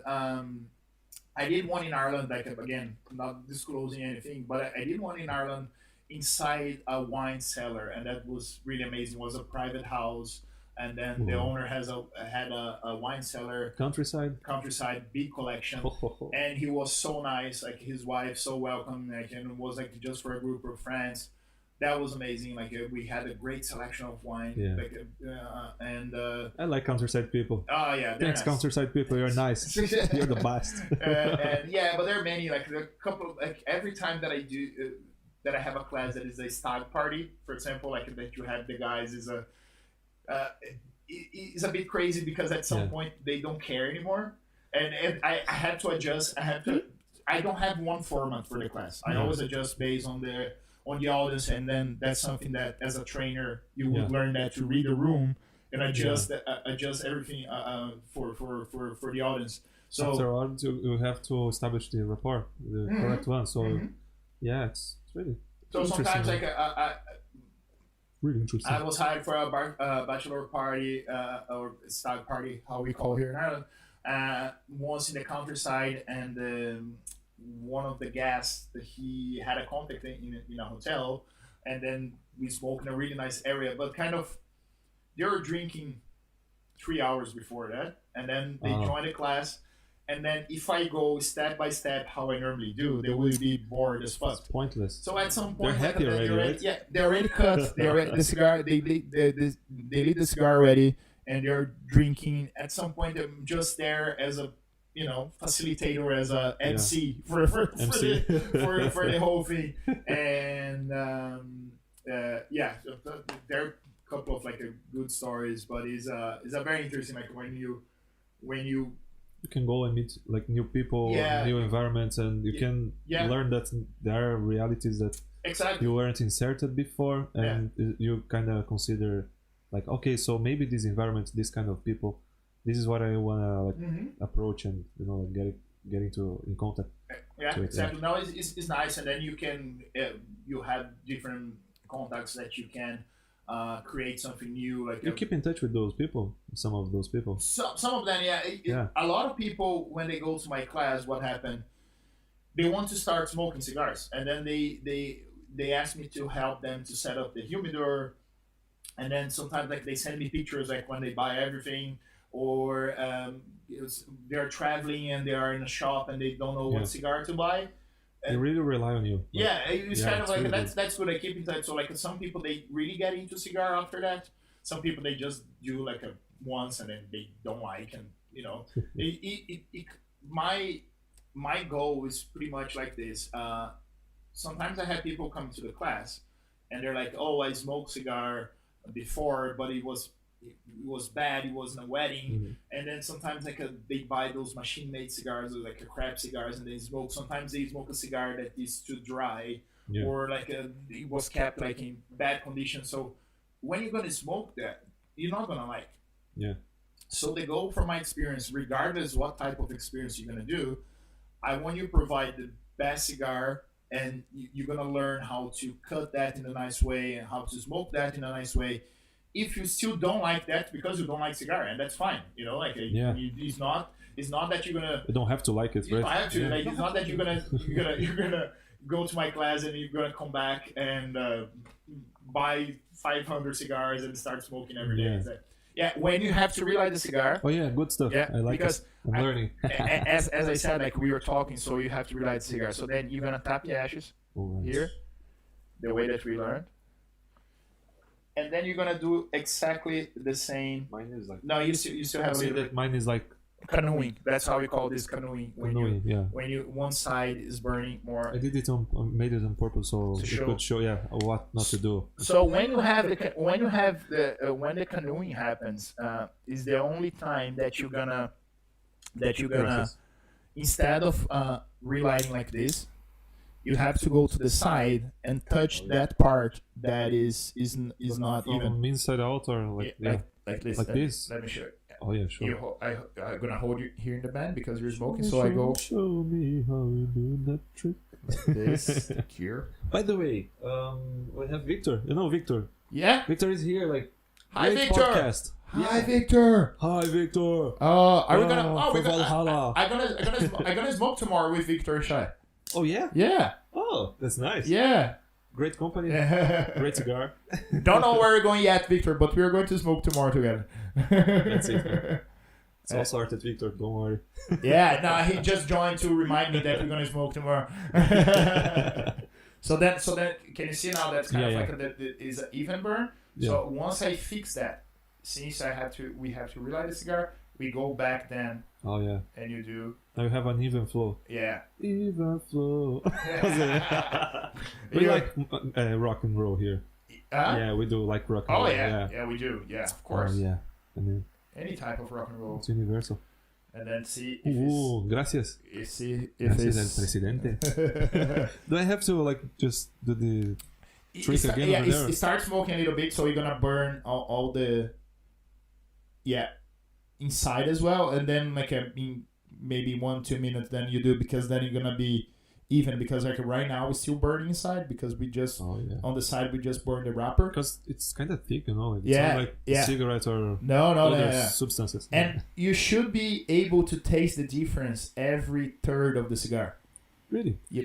Because I mean, it was different. Yeah, that's true. I wasn't noticing, but now you said. Yeah, so kind of like there is. Yeah, like coaches, you know, like NLP and NLP. I think that they're linguistic programming. Like, now you're feeling your toe. Now you're feeling your arm, and then that's true. I'm feeling my arm. Exactly. You don't notice but it's pretty much normally at the beginning. You know, you just light a cigar and then it's burning, and then you're trying to get like the flow. When you get to the and gonna be like a lighter flavors. When you get to the he's making rings. When you get to the second third, it's kind of like it's way more developed, and then you have more heat as well, and that's gonna change the flavor. When you get to the third, you're gonna get stronger because the heat is getting like close to your tongue. And then until you get to a point that you can't smoke anymore, that's when you stop. You don't stop at the band. There's some people think that you stop or get to the band. There are some cigars that the band is this size. Imagine. And this just to advertise the cigar. It's the same thing like when people pick the book by the cover. It's the same thing. If you walk to a cigar shop and you don't know anything about cigars, sometimes you're going to pick based on the band. There are a couple of really cool bands. like the Reason Dread. Like the Reason Dread, that different type of band, but also amazing. It's a nice band, yeah. But yeah, so kind of like when get too close to your tongue, and then you're gonna be like gonna taste too much of the heat only. There is no flavor anymore. Then you stop, and it will vary depending on the cigar. Some cigars you can smoke until like here, and there is a cigar tool called nubber that you just stick. That's just kind of like something for you to stick. You can use a toothpick. And like Snoop Dogg, yeah? Yeah. You just like a stick here, and then you can keep smoking to the end. Oh, no. But like this cigar, I smoked this cigar before, so like normally you will be able to smoke that until you can't hold anymore. And you're still gonna get some flavor out of this. Okay, so it's very like unique. Mm-hmm. Even this, it's natural. But I mean, like, how bad is it for your health? Somehow, is it like, is there an impact or any restrictions? Well, you're still getting nicotine in your body, not in the same way that you get for cigarettes. You're getting like through your mouth. And it relaxes your body. Yeah, it's not getting into your lungs. One thing about cigars. Have you seen the tobacco plant? Like the tobacco plant is kind of like the tobacco leaf, actually. That's kind of like shaped like the this. internet. Yeah, it's I like see it. Yeah, it's like almost like an oval shape, like. It's kind of big. Yeah. It's big. Yeah, they're massive. And then before you roll that, you remove. There is a stem in the middle of the leaf, and then before you roll that, they remove that. That stem that you have in the middle contains 98% of the nicotine. Jesus. But this is only tobacco. The 2% that remains there, you still have a lot of tobacco here. Yeah. So you're still gonna get a lot of nicotine in your mouth. So sometimes like some people like they're gonna smoke 2-3 cigars, they're gonna start feeling a little bit dizzy, or most of the people I recommend them to have a meal before, like smoking the cigar for the first time. Like I have. Like you had. I had like a nice burger, a double burger. So it's good. So you're not gonna feel that. Some of the cigar lounges sometimes they have sugary drinks there, like some soft drinks, because like the sugar also like it helps you with nicotine. Because I mean, today we are drinking pure water. But you shouldn't say what you have inside. Oh, that's true. Anyways, we're drinking something that is very mysterious. Yeah. one part of my class is the pairing. So like the what? The pairing. How you how you pair the cigar with a drink, and then normally that's what included in my class. So you can pair with a cocktail, different types of wine, whiskey, rum. If you think about the countries that they make the cigar, they don't have whiskey there. The people start pairing cigars with whiskey when they start exporting that to United Kingdom, and then Churchill made very popular. There's even a cigar size called Churchill. The size of the cigar is called Churchill, and he probably was one of the celebrities that promoted the cigar. Like nice branding, hey Churchill. No.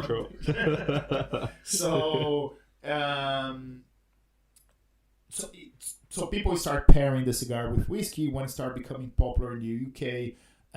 But if you think about the countries that they make the cigars, they drink over there with rum or with coffee or with, and then... What's like available? Exactly. So the best, so there are two ways that you can do the pairing. You can do by contrast. So you get the flavors from the cigar and you get something else that you're going to drink that's going to be completely different.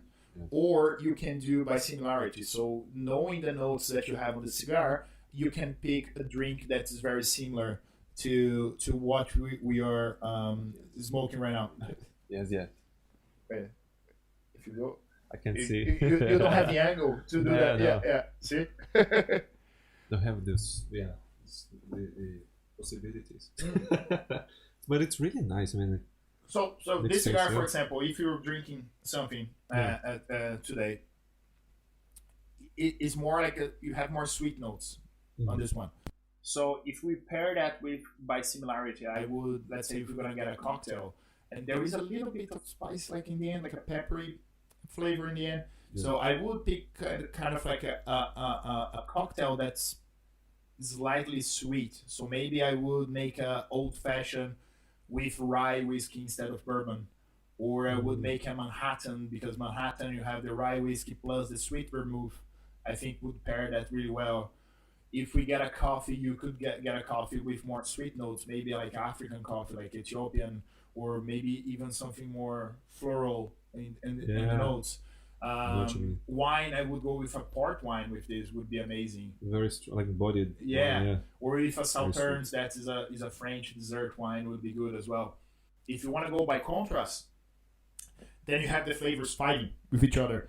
Yeah. Which sometimes is good. I like to pair with contrast. And then, give us an example. Like, so, for example, if you're smoking like this one, so you have sweet notes, and you get some kind of like a more savory flavor for that, maybe you could have Isla whiskey, that the type of whiskey that's more peated, that is very smoky, the flavor. So you would be kind of like, I have some sweet notes here, and the Isla whiskey that's peated, like sometimes you have like some savory notes like on that. That's gonna be kind of like the contrast that you have on the notes.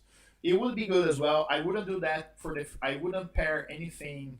That's personally, I wouldn't pair anything by contrast if it's the first time that I'm smoking that cigar. Okay. Normally, when I'm smoking the cigar for the first time, I like to have also like a water or sparkling water that cleans the palate. So then I'm only tasting the notes. I forgot the sparkling water today. It's fine. Water does the job. What water? What water? We're not drinking. Yeah, if you have water. That's if not you the case. have water. We have one there. You never know. never will. But I mean, like you said that you started advertising online, right? Mm-hmm. So basically, you brought people from the digital to the physical. Yeah. Tell us a bit more about this experience. Like, if probably it was a positive, because you're telling me about how good the experience with Airbnb, for example. It's kind of like Airbnb experience opened a lot of doors. And then one thing in social media with tobacco, you can't, for example, pay for advertise. You can advertise tobacco. Like, I can't advertise my page on Facebook or Instagram. Illegal. It's against the terms of service. I think I when I started, I think I ran one or two paid promotions there, but then the rules changed, and then like you right now on Facebook, Instagram, like TikTok, I think you can't advertise like alcohol, guns, tobacco.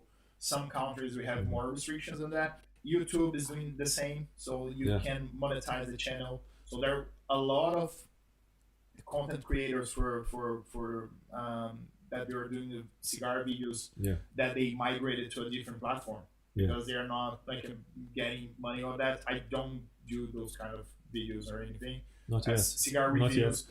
I don't have more time. If I start doing that, I'm not gonna sleep. But yeah, the cigar, the reviews, and so it is hard if you compare it to different products or service that we would do, and there is a reason for that. Like, even though I was saying that it's not as bad as a cigarette, it's still not good, Yeah, and it's funny, that's the FDA in the United States. Yeah. They said it's fine to smoke up to 3 cigars a day. Okay. I don't have time to smoke 3 cigars a day. Some people, they smoke 3 or 4. Thank you, FDA, I guess. Thank you. They used to say that was old. I'm not sure if they're still saying that. They keep on changing like the rules and the laws all the time. Yeah. It's depending on the lobby. Like tobacco lobby is a thing in the United States, and like everything that happened there. And that's the reason why Cuban cigars are so popular as well. Oh, you're cracking there. Yeah. So that's the crack. Yeah, the United States is the biggest market for cigars. And President Kennedy was a big cigar smoker. But Kennedy was the guy who put the embargo in Cuba, stopping like the Cuban products to go to the United States. before he did that, he bought himself almost 5,000 cigars. Yeah. And then... And after he said, oh, look, after this 5,000, I'm going to stop. Yeah. Because I can stop anytime. So the embargo still exists. So you can't buy Cuban cigars in the United States.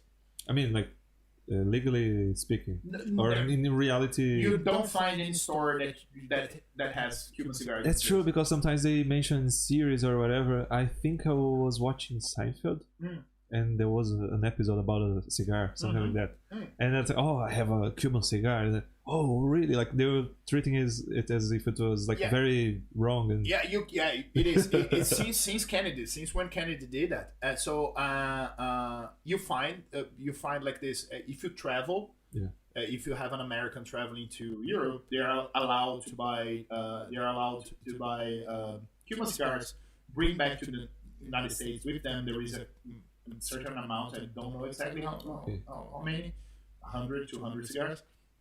If they travel to Cuba, they can also buy, but they can't buy online and deliver that. Although there's a couple of sites that they do it, but if the customs they get it, there's always the risk. Yeah, but you don't find any store that you're gonna walk into the store and you're gonna have a Cuban cigar displayed over there. Yeah, what you mean. So with that, everything that you can get becomes more special.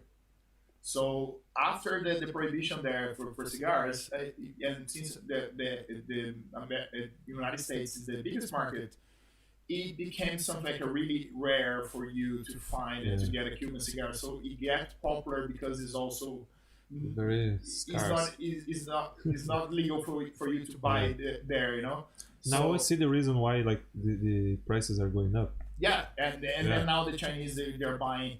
To keep that, and not only them, like if you have collectors and you have enough space to age the cigars and you want to just side business, you can buy a couple of boxes, leave it there. In 2 years, 3 years time, you're gonna make like a 200-300 from each box. And, I mean, and how big is a box? Like that size? That big?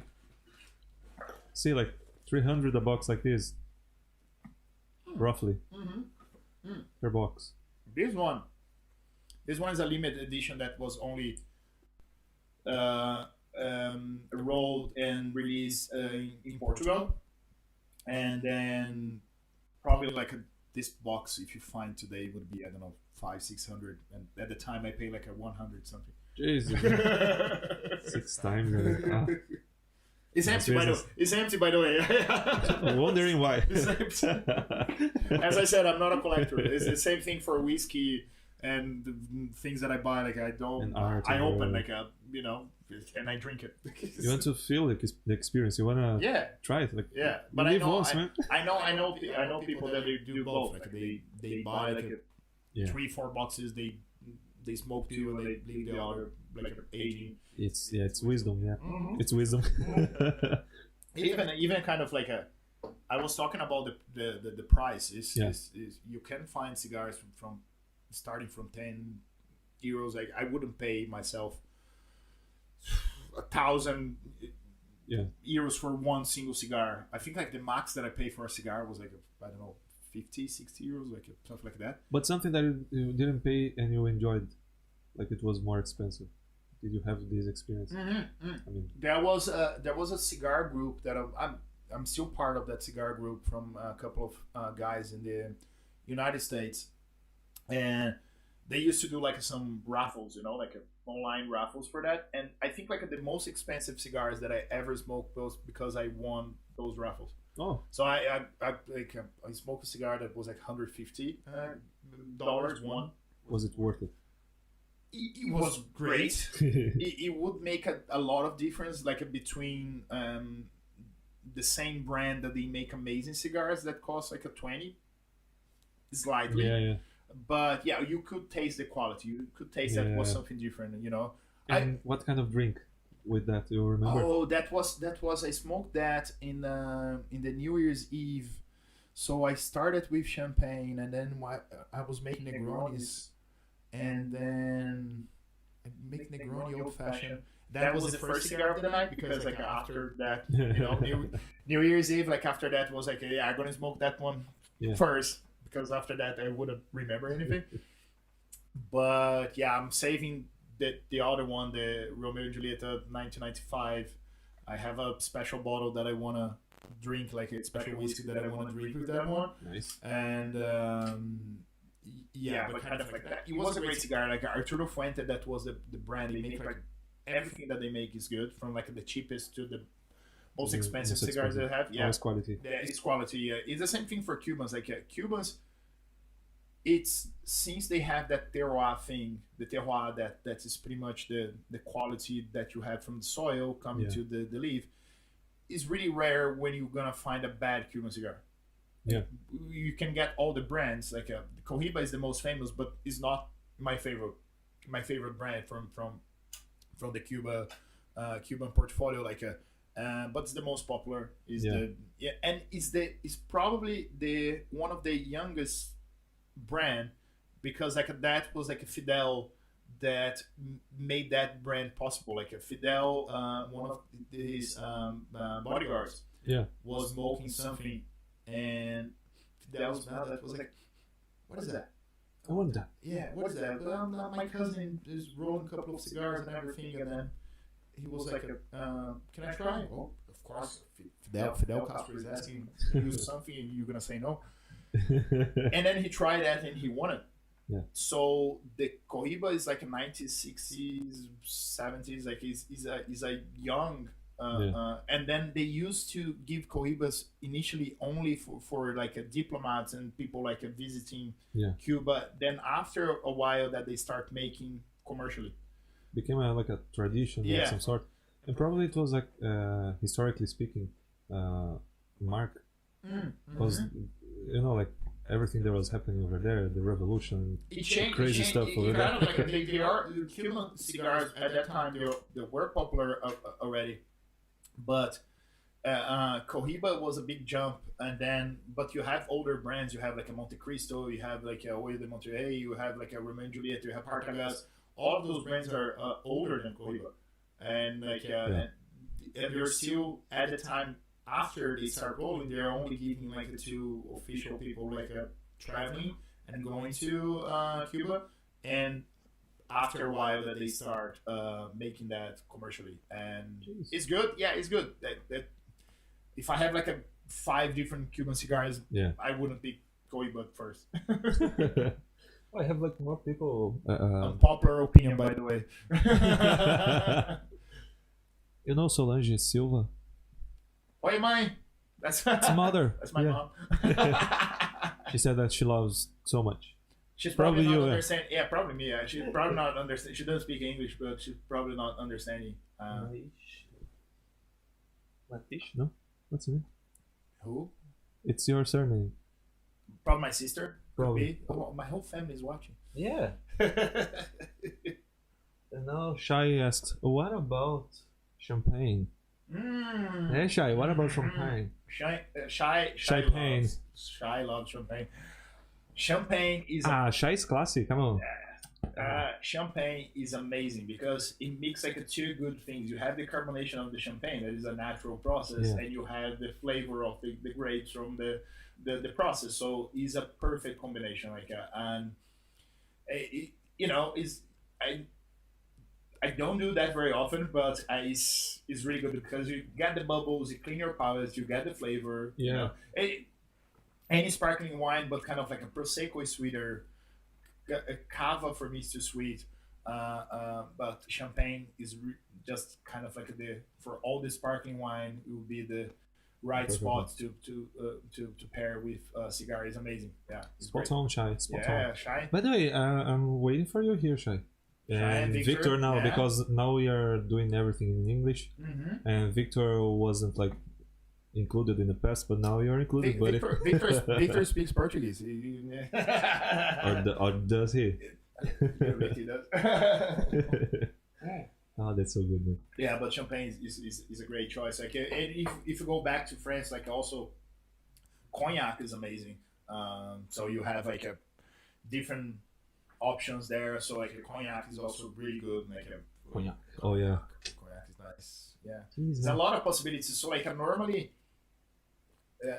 when I go, when I have the class, and when the masterclass, the master is not any class, it's the masterclass. And I when I opened my Instagram page, I couldn't believe that this name was available. I was like, oh, no one had way. Like, great.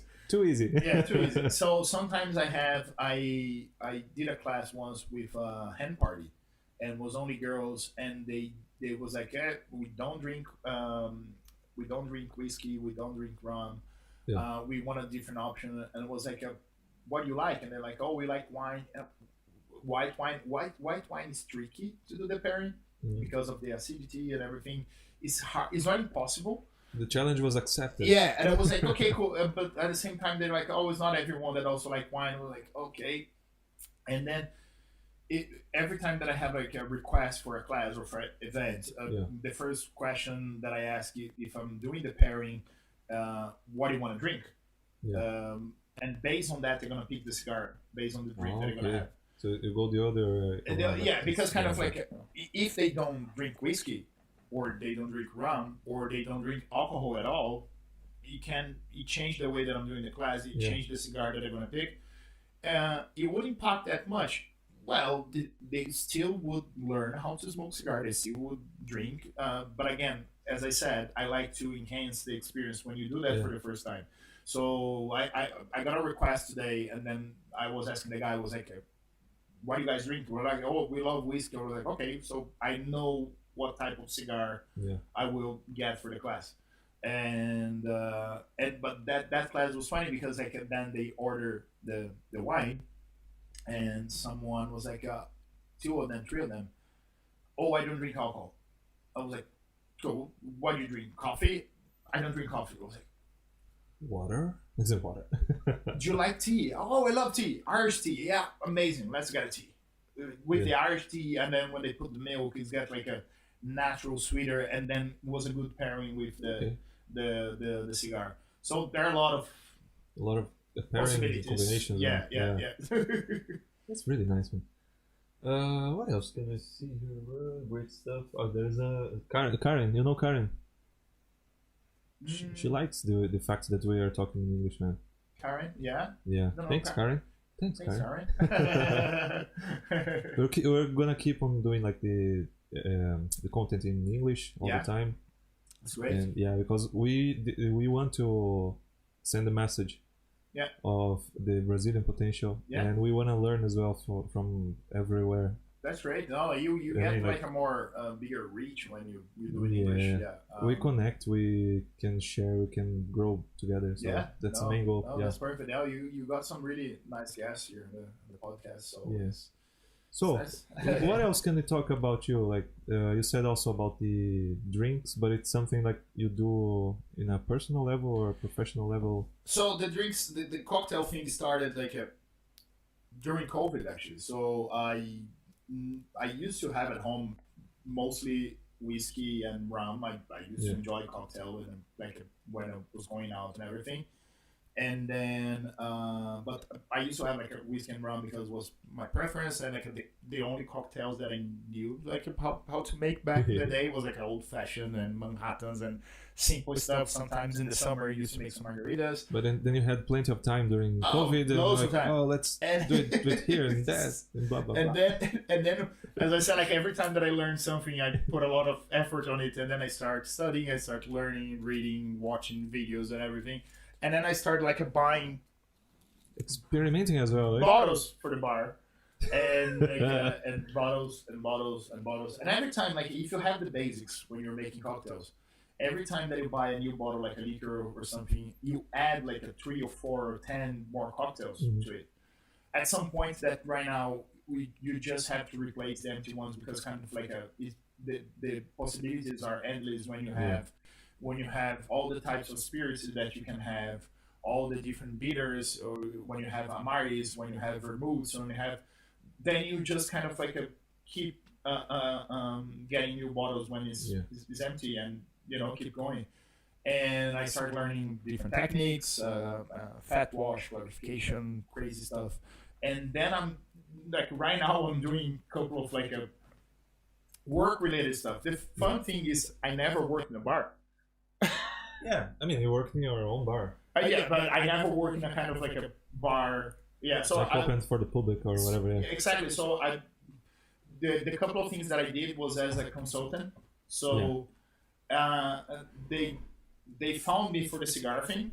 Yeah. And then when I started talking about the cocktails, they're like, "Oh, so you know about cocktails? Can you do something about cocktails as well?" That was your plus. Thank you. No problem. What is this now? Let me see. Is that different drink? Is that? Oh, it's strong. It's strong, yeah. Yeah. Oh, the strongest in the house. Yeah, I can take some notes of. I don't know what it is. It's something. I don't know, but makes me want to go to the toilet. Yeah, is this local? Is this something that it's you local, yeah. Freshly made, yeah. Nice. So the cocktails is part like working as a consultant, more kind of like going through a couple of techniques, and like I did that in a hotel here in Ireland and in Brazil in a restaurant over there, and it's funny that some people, even if they work with that, they only know the basics. Yeah. And since I had time and I had the resources there to experiment everything, then I was starting like learning a little bit more of the different techniques and I experimenting. At home I make for friends. Like I invite a couple of friends over. I make over there. I don't like sell the cocktails at home. Like I don't have an area that I can invite people and charge for that. But like I'm working more as a consultant, and then sometimes when I do the classes, I can do the classes with cigar and cocktail instead of a cigar, and that's normally what I do now when I smoke at home. It's like I make more cocktails with cigars than like a pairing just the drink like meat nowadays. But if let's say whoever is watching or listening to this, if they want to become like a connoisseur. Yeah, if they want to learn more about how to get started, or they enjoy it already as a hobby, and they want to take like the next step, what would be your suggestion for what? For cocktails, for cigars? For cigars. Starting, there's a lot of resources out there. There's a lot of like great content, like videos, that some bad things as well. But like books, start with books first. There are a couple of like amazing books out there. A lot of YouTube channels that you can get good information, and start smoking. You're gonna learn more when you start smoking. Because so start smoking. Start smoking. Contact me on Instagram, Cigar Masterclass, and book your first experience. That's it. Or no, that's a great start. Like talk to him, like talk to the guy here, like because you have to try. Yeah, you have to talk to somebody who knows already, who took all the steps, all the mistakes, and it's gonna ensure like this process for you. It's funny that I talk about cigars for free. Yesterday I went out with a couple of friends from my new job, and then we were smoking, and then naturally people approach you in the smoking area. I sold a couple of classes, like we smoking 2 a.m. in a pub, and someone goes, "Man, you smoke cigar?" I was like, "Yeah, check my cigar page," and they go there and they buy completely drunk. Probably the next day they wake up. I was like, what did I do? I took cigars. It's okay. It's fine. It's better than call your ex. That's true. So then, even go there, do your research. Start learning, reading, and then buy cigars. That's the easiest way.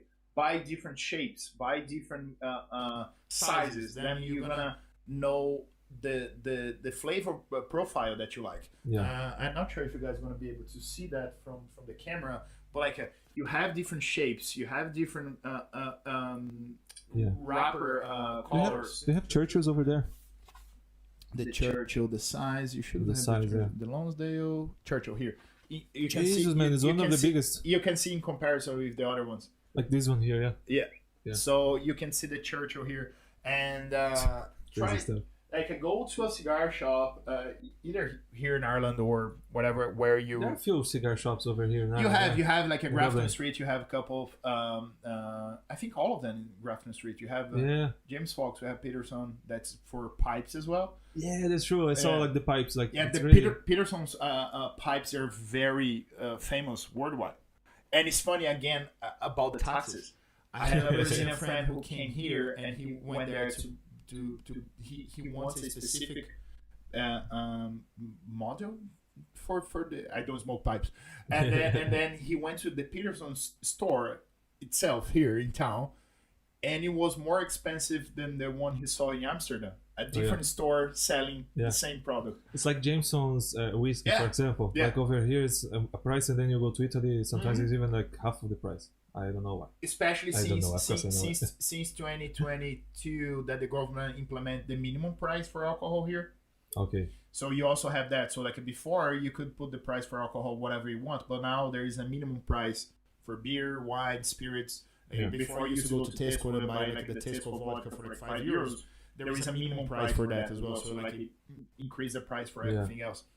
But that cigar, whiskey, cocktails, everything that you want to start, like you start learning, but start trying. So you have to try. If you're traveling or if you're here, go to the shop, talk to the staff. Like normally they're very good helping you out. Like they're gonna suggest a couple of different sizes, couple of different wrapper colors, and then start smoking. Then you're gonna realize maybe you like some like the Corojo wrapper, maybe you like the Oscuro that's stronger, maybe you like the different size, a Lonsdale or Lancero, and I'm talking some terms that we didn't cover here, but like that's so you're just you can go to his page already. You just talk about like shapes and sizes, and like you pick the cigar size based on how much time you have to smoke. So this cigar here is probably like an hour 20 minutes. To be honest with you, I stopped smoking mine because I think I'm right already. You are. Is that the expression? I don't know. One thing that we didn't talk about that, but for example, like if you stop smoking right now, and you can see that you still have a good bit of your cigar to go through there. Some people ask me like, "Oh, can I stop smoking now and smoke the rest tomorrow?" And the answer is no, you can't. Or again, you do whatever you want. It's your cigar. But it's your life. Again, enhancing the experience. That's the thing. It's your cigar. But enhancing the experience is pretty much like as soon as you light a cigar, and remember that the cigar you have to keep the cigar under 69 to 72, 75% humidity. That's too much. 69, 65, 69. Yeah. And temperature around 17 to 21. Over 21 is dangerous because if you have any cigar that you might have, remember cigar is natural. If you have some cigar beetles, like the eggs inside, over 21, 30, 23, 24, 25 degrees, the eggs might. Okay. And then the cigar beetle go inside your entire collection and gonna eat all of your cigars. So the temperature is very important. Not all cigars you have the eggs, but if you have the eggs and you keep under 21, it's not gonna happen. If you give the conditions. You can see when the cigar. Sometimes you're gonna buy cigars in some cigar shops that are terrible. Do a research in the cigar shop that you're gonna buy it, because if you buy some cigar shops that are crap, the cigar is going to be crap. And counterfeit cigars, there's a lot of fake Cuban cigars. Okay. One part of my class is how to identify if the cigar, especially Cuba, now they're starting with some premium Dominicans, which is very concerning. So the Cuban cigars, especially Cohiba, there are a couple of things in the Cohiba ban that's pretty much the same safety features that you have in cash. Okay. So the Cohiba now band. The number. If you put kind of like a black light on that, you can see there is one thing that you have a couple of squares in the band. So if you put the black light on that, you can see that keep a couple of squares under the black light. But there are different ways for you to check. So when you buy the cigar and you don't know the store, you might buy a cigar that the humidity was bad, the temperature was bad, and then you start smoke. If you start smoking a cigar and you hear something like, you're burning the eggs inside, so you know that. Okay. You can hear something popping, like popping, yeah. So that's when you buy a cigar with like a bad temperature, bad humidity, and kind of like a normally, and that's still one thing about the cigar industry. There's still a lot of snobs in the industry. Okay. If you walk into a shop, it doesn't happen very often right now, but like 10 years ago, 20 years ago, if you walk into a shop like this, that happened to me in Düsseldorf. Düsseldorf has in Germany, has one of the biggest cigar shop in the world in Europe called Cigar World. But Düsseldorf is a fashion hub. So they have like a dress code. So sometimes it's a fashion hub in the sense that kind of like you have those big stores with like those famous brands. Yeah. In the main street, I forgot the name. So you have like Dior, Cartier, and everything. And then you have a La Casa del Habano, that is a shop that only sells Cuban cigars. Yeah. So I walk into that dressed like this, that band t-shirt, tattoos, and everything. And I was looking around. No one came to talk to me. No one. And I was looking around, and then I saw like the guy like suit and tie and everything. He was looking at me. Nothing. No one. Someone else came. He was there. I was looking around, checking the prices, and then were you willing to buy? Were you willing to buy something? I was willing to buy. Yeah. I didn't know at that point that Cigar World was there, because kind of like I always thought Cigar World was kind of like a warehouse somewhere out of the city, totally there. And then the guy approached me and he was like, "Are you lost? You need it." When he said, "Are you lost?" I was like, yeah, you tell me, buddy. Tell me. I normally, I don't like to do that. Yeah. But when you're an asshole, you deserve it. I was like, no, I'm looking for something very particular. And he was like, yeah, what are you looking for? I was like, do you have any Reserva or Reserva? He was like, and then he was like, I didn't have money to buy a Reserva or Reserva, by the way. And you had the expertise to ask about something very specific. But I knew he didn't have, because I look around. If he said I do, I would be fucked, because I didn't have money to buy that. And I was like, oh no, no sir. And then things changed. Yeah, no sir, I don't have that. But we have like we have those Partagas. They just they came this week and everything. It was like, yeah, but this one is too young. This one is like from last year. I'm trying to find something like an older age. And it was very like, special. oh, but you have like this selection. I was like, nah, I'm cool, man. Thanks. Thank you so much. I just want the Reserva. So you find places like this, which is really annoying. Like you don't find that very often anymore. But kind of like go to the store, ask for help. Like, oh, I'm new. I want kind of like a selection. So they're gonna make a selection for you, like a different shapes, different like wrapper colors, different strength for the cigar, and then you start from there. Start smoking. Sometimes like it helps for you to take notes.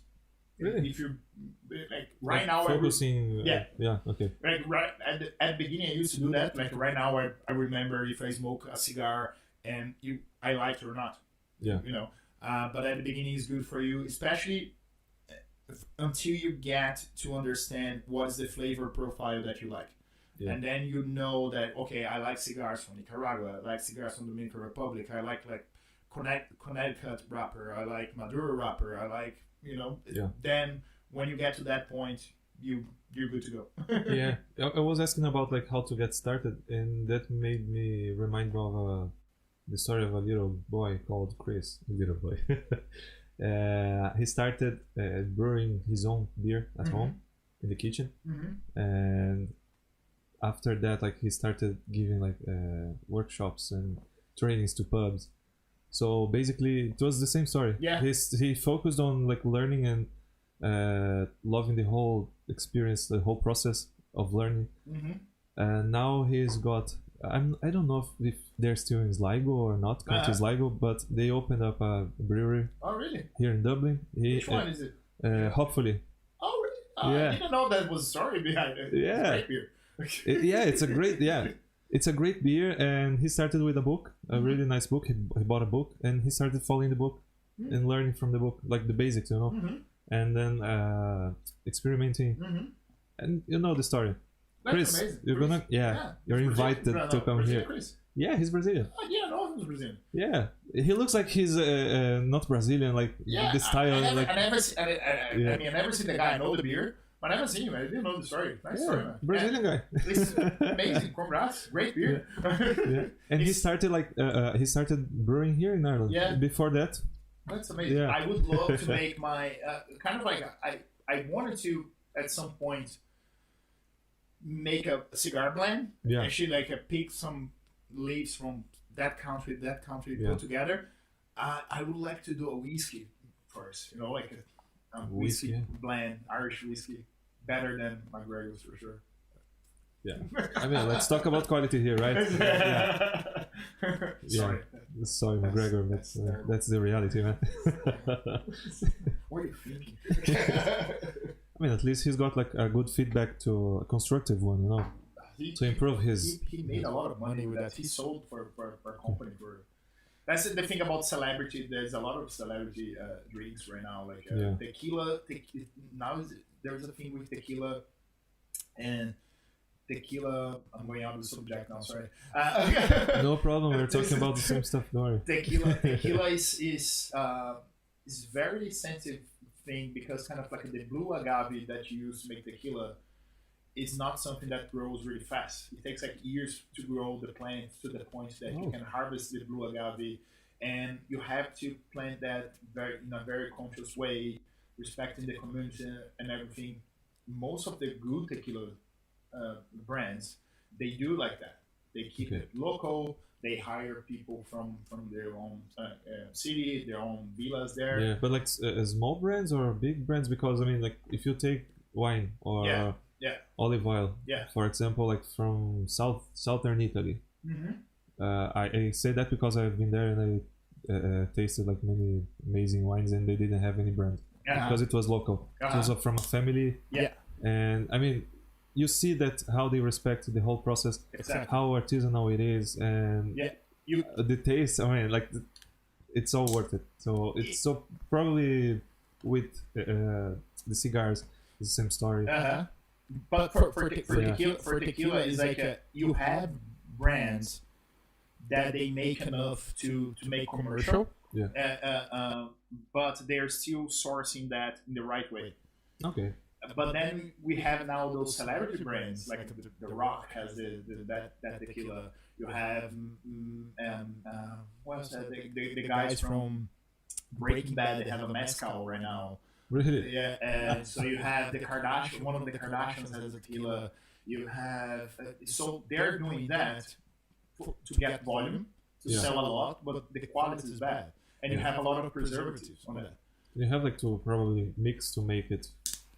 Like to make a bigger volume, I don't know. Yeah, depending how you drink, you're not gonna tell the difference. Like sometimes when I make cocktails at home, and I have friends coming over, and they're like, "Oh no, I don't like tequila," and I have a theory that's pretty much like most of the people, they never try a good tequila.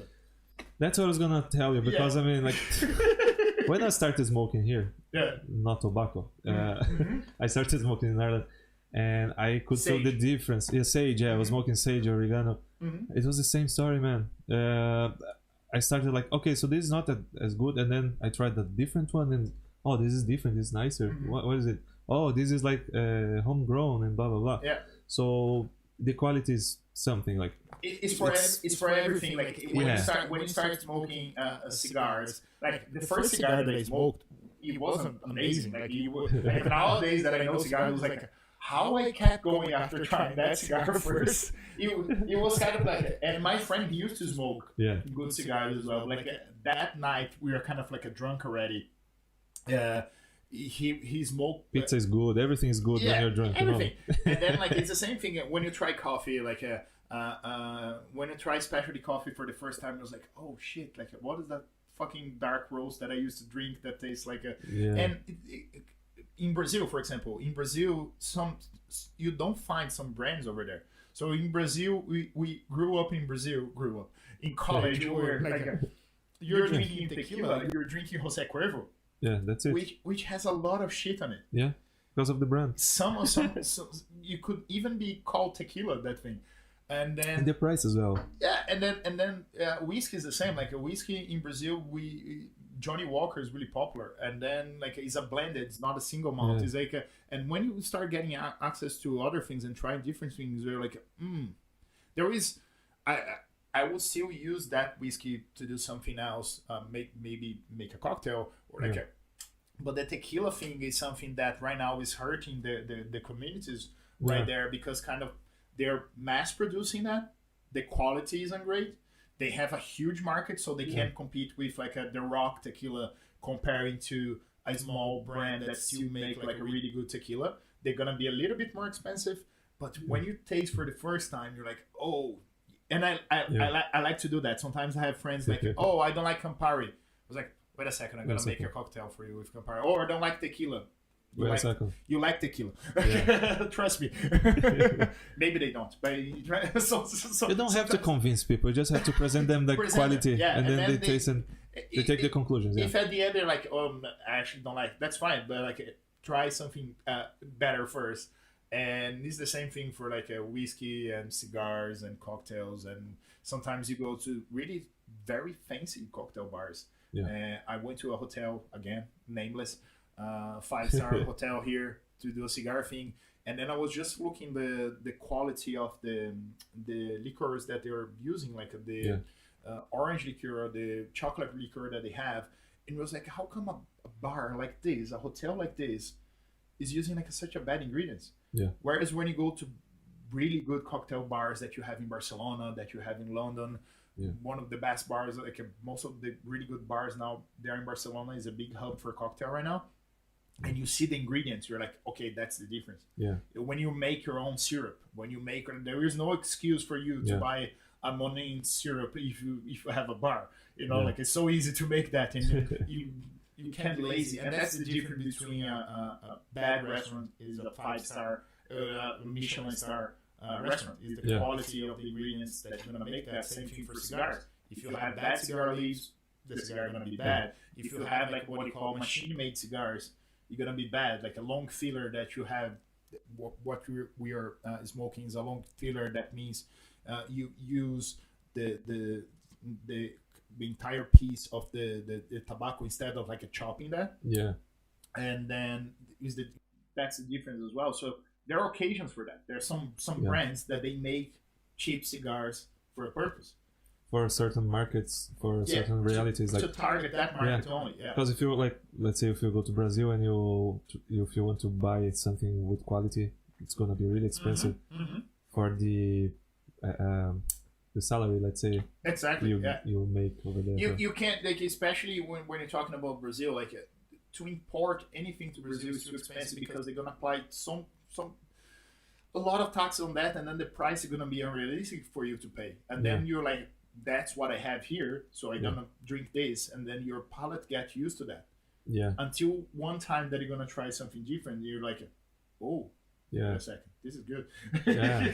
You go to Italy, you taste pasta, and then you go to Brazil, and your family all happy. Oh, I made pasta for you, and okay, thank you. Or you go to Brazil and they're gonna make the coffee, and they make the coffee with sugar already. Oh yeah, the coffee and the sugar already. And like we are well known for our coffee in Brazil, but the coffee in Brazil that is well known, it's not like really easily accessed for the public. So that's the whole thing as well. Like. They export that. Yeah, they export the good one, and we have another type of coffee. Supermarket coffee. The supermarket coffee, and then you end up with a certain quality that is accepted culturally speaking. Throughout generations. So that's the coffee for us. It's the same. That's it. And you have that culture in many countries as well. Like when you drink coffee, that the coffee has to be like the coffee needs to be black. My father-in-law bitter, like in Greece. My father-in-law says that, like Theo, você tá assistindo? para de tomar aquele café preto. Stop drinking that black coffee. So every time that I make coffee for him, I was like, that coffee is weak. It's not strong enough. Not strong because enough. They want to see the color. Like they got that thing like a coffee has to be like a black and it has to be like a... But... Loaded with sugar. Yeah, when you put sugar, like it doesn't matter. And but again, drink the way you like. And I think that's why you were happy people back there. Yeah. Too much sugar. It's too much sugar. Yeah, it's too much sugar, man. It's a different product, but then when you try like especially for the first time, and when they grind that thing, they're like other cereals in the middle, like they're like corn or anything to make it cheaper. You know, like a friend of mine, he started a business in Brazil. And then he was like, there was in the package saying that the coffee was gluten free. I was like, what do you mean gluten free? I didn't know coffee has gluten. I was like, well, most of the supermarket brands, they grind everything together, and sometimes you have other cereals in the middle. Yeah. I was like, huh. Yeah. So it's easier to specify that there might be some sort of contamination instead of just taking care of it. Yeah. Mm-hmm. Beautiful. You got any more questions there? For yeah, actually, no questions, but what's your surname again? Feltrin? Mm-hmm. Is it Irish? It's Italian. Okay, Feltrin. Feltrin. Okay. It's because my name is Marco Aurelio Feltrin. I don't use Aurelio. Only my mom calls me Aurelio. Marco Aurelio. It's just, like when probably she gave you the name, yeah. So when I put like the pictures from my bar, I write old Feltrins. Yeah. You know, and since I got my Irish citizenship, sometimes I meet people during, you know, when I go out, where are you from? I was like, I'm Irish, and they look at me. Are you? And then where in Ireland? I go like a tip from Tipperary, and then they're like, they don't want to say like, hey, you're too tan, but like they look Irish, and then they're like, where in Tip? Yeah. And then I go, Nina. I have a good friend from Nina. When I say Nina, they get really confused. They're like, how the fuck Nina? This guy knows Nina? And right then in the middle of Ireland. Yeah, and then they go like, oh, okay, nice, man. So I put the old Feltrin to sound Irish. Old Feltrin, yeah. Victor said it's like the best bar ever. It is the best bar. Thank you, Victor. Thanks for the review. Don't forget to rate us on Google Maps. So we're on Google Maps. This whole thing, I really like it. I even used like back a few years ago a name for a service that I was providing, like transportation for students. And I used the all transfer, you know. All transfer. So, anyways, and I'm thinking even like considering because the page of Setcast is all Setcast. Now it makes sense. It's Irish. And it's Irish. Yeah, that's it. You got the name in Irish already. Yeah, it was born in here. So yeah, it is. It's like when they talk about the band, because like now the majority of the members are Brazilian. And then we were like, no, we're 50-50 because like Matt is Irish and I'm also Irish, so it's not. Yeah, it makes sense now. It's 50-50. Oh, so anything else you'd like to? No, thanks so much for having me in the first. Invite people over. Yeah, in the first podcast in English. Come here and you guys are gonna find out what you have in the mug. I'm not sure if I can drive back home now. Yes, you can. Actually, yeah. We selected this one specifically for this reason, because you said that, I'm driving, so I'm not going to take anything alcoholic. So, yeah. Oh, it's great. It's actually, I wouldn't say that there is no alcohol in that. Yeah. And you can find it like mostly everywhere in the planet. So, really? Yeah, it's really good. Really nice drink. Wow, amazing. So, no, thanks so much, man. It was really nice to chat with you. And thank you. If you guys are watching, if you want to learn a little bit more about cigars, you can find me on Instagram. It's just Cigar Masterclass. Very simple. If you want to do straightforward, any events, baptisms, weddings, anything special you want funeral, to celebrate, anything. Yeah. Or if you have a group you want to do a cigar class, let me know. I can create something especially for you. Yeah. By the way, can you give a discount of some sort for 1 week or whatever week? If you said you watch on Setcast, you get 10% discount. Oh yeah. And follow the page. Follow the page. Follow the page first. Otherwise, you're not gonna get a discount. Follow the page. Subscribe on YouTube. And get 10% discount. 10%, yeah. 10% discount. It's gonna be posted as well on Spotify, so there's no excuse if you cannot watch it. You can listen to it during your day. I do it like most of the time. I'm learning mostly from podcasts on Spotify. It's amazing. I drive all day long, and it's like so many great podcasts on Spotify. And if you like metal, follow The Reason Dread. The Reason Dread. And if you're in South America, we'll be in Medellin. What days? So Medellin is on the 12th. Oh fuck! It's on our page.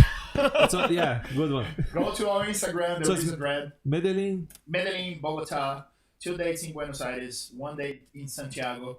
And four dates in Brazil. So we're gonna play in São Paulo, Campinas, Lorena, and Santo André.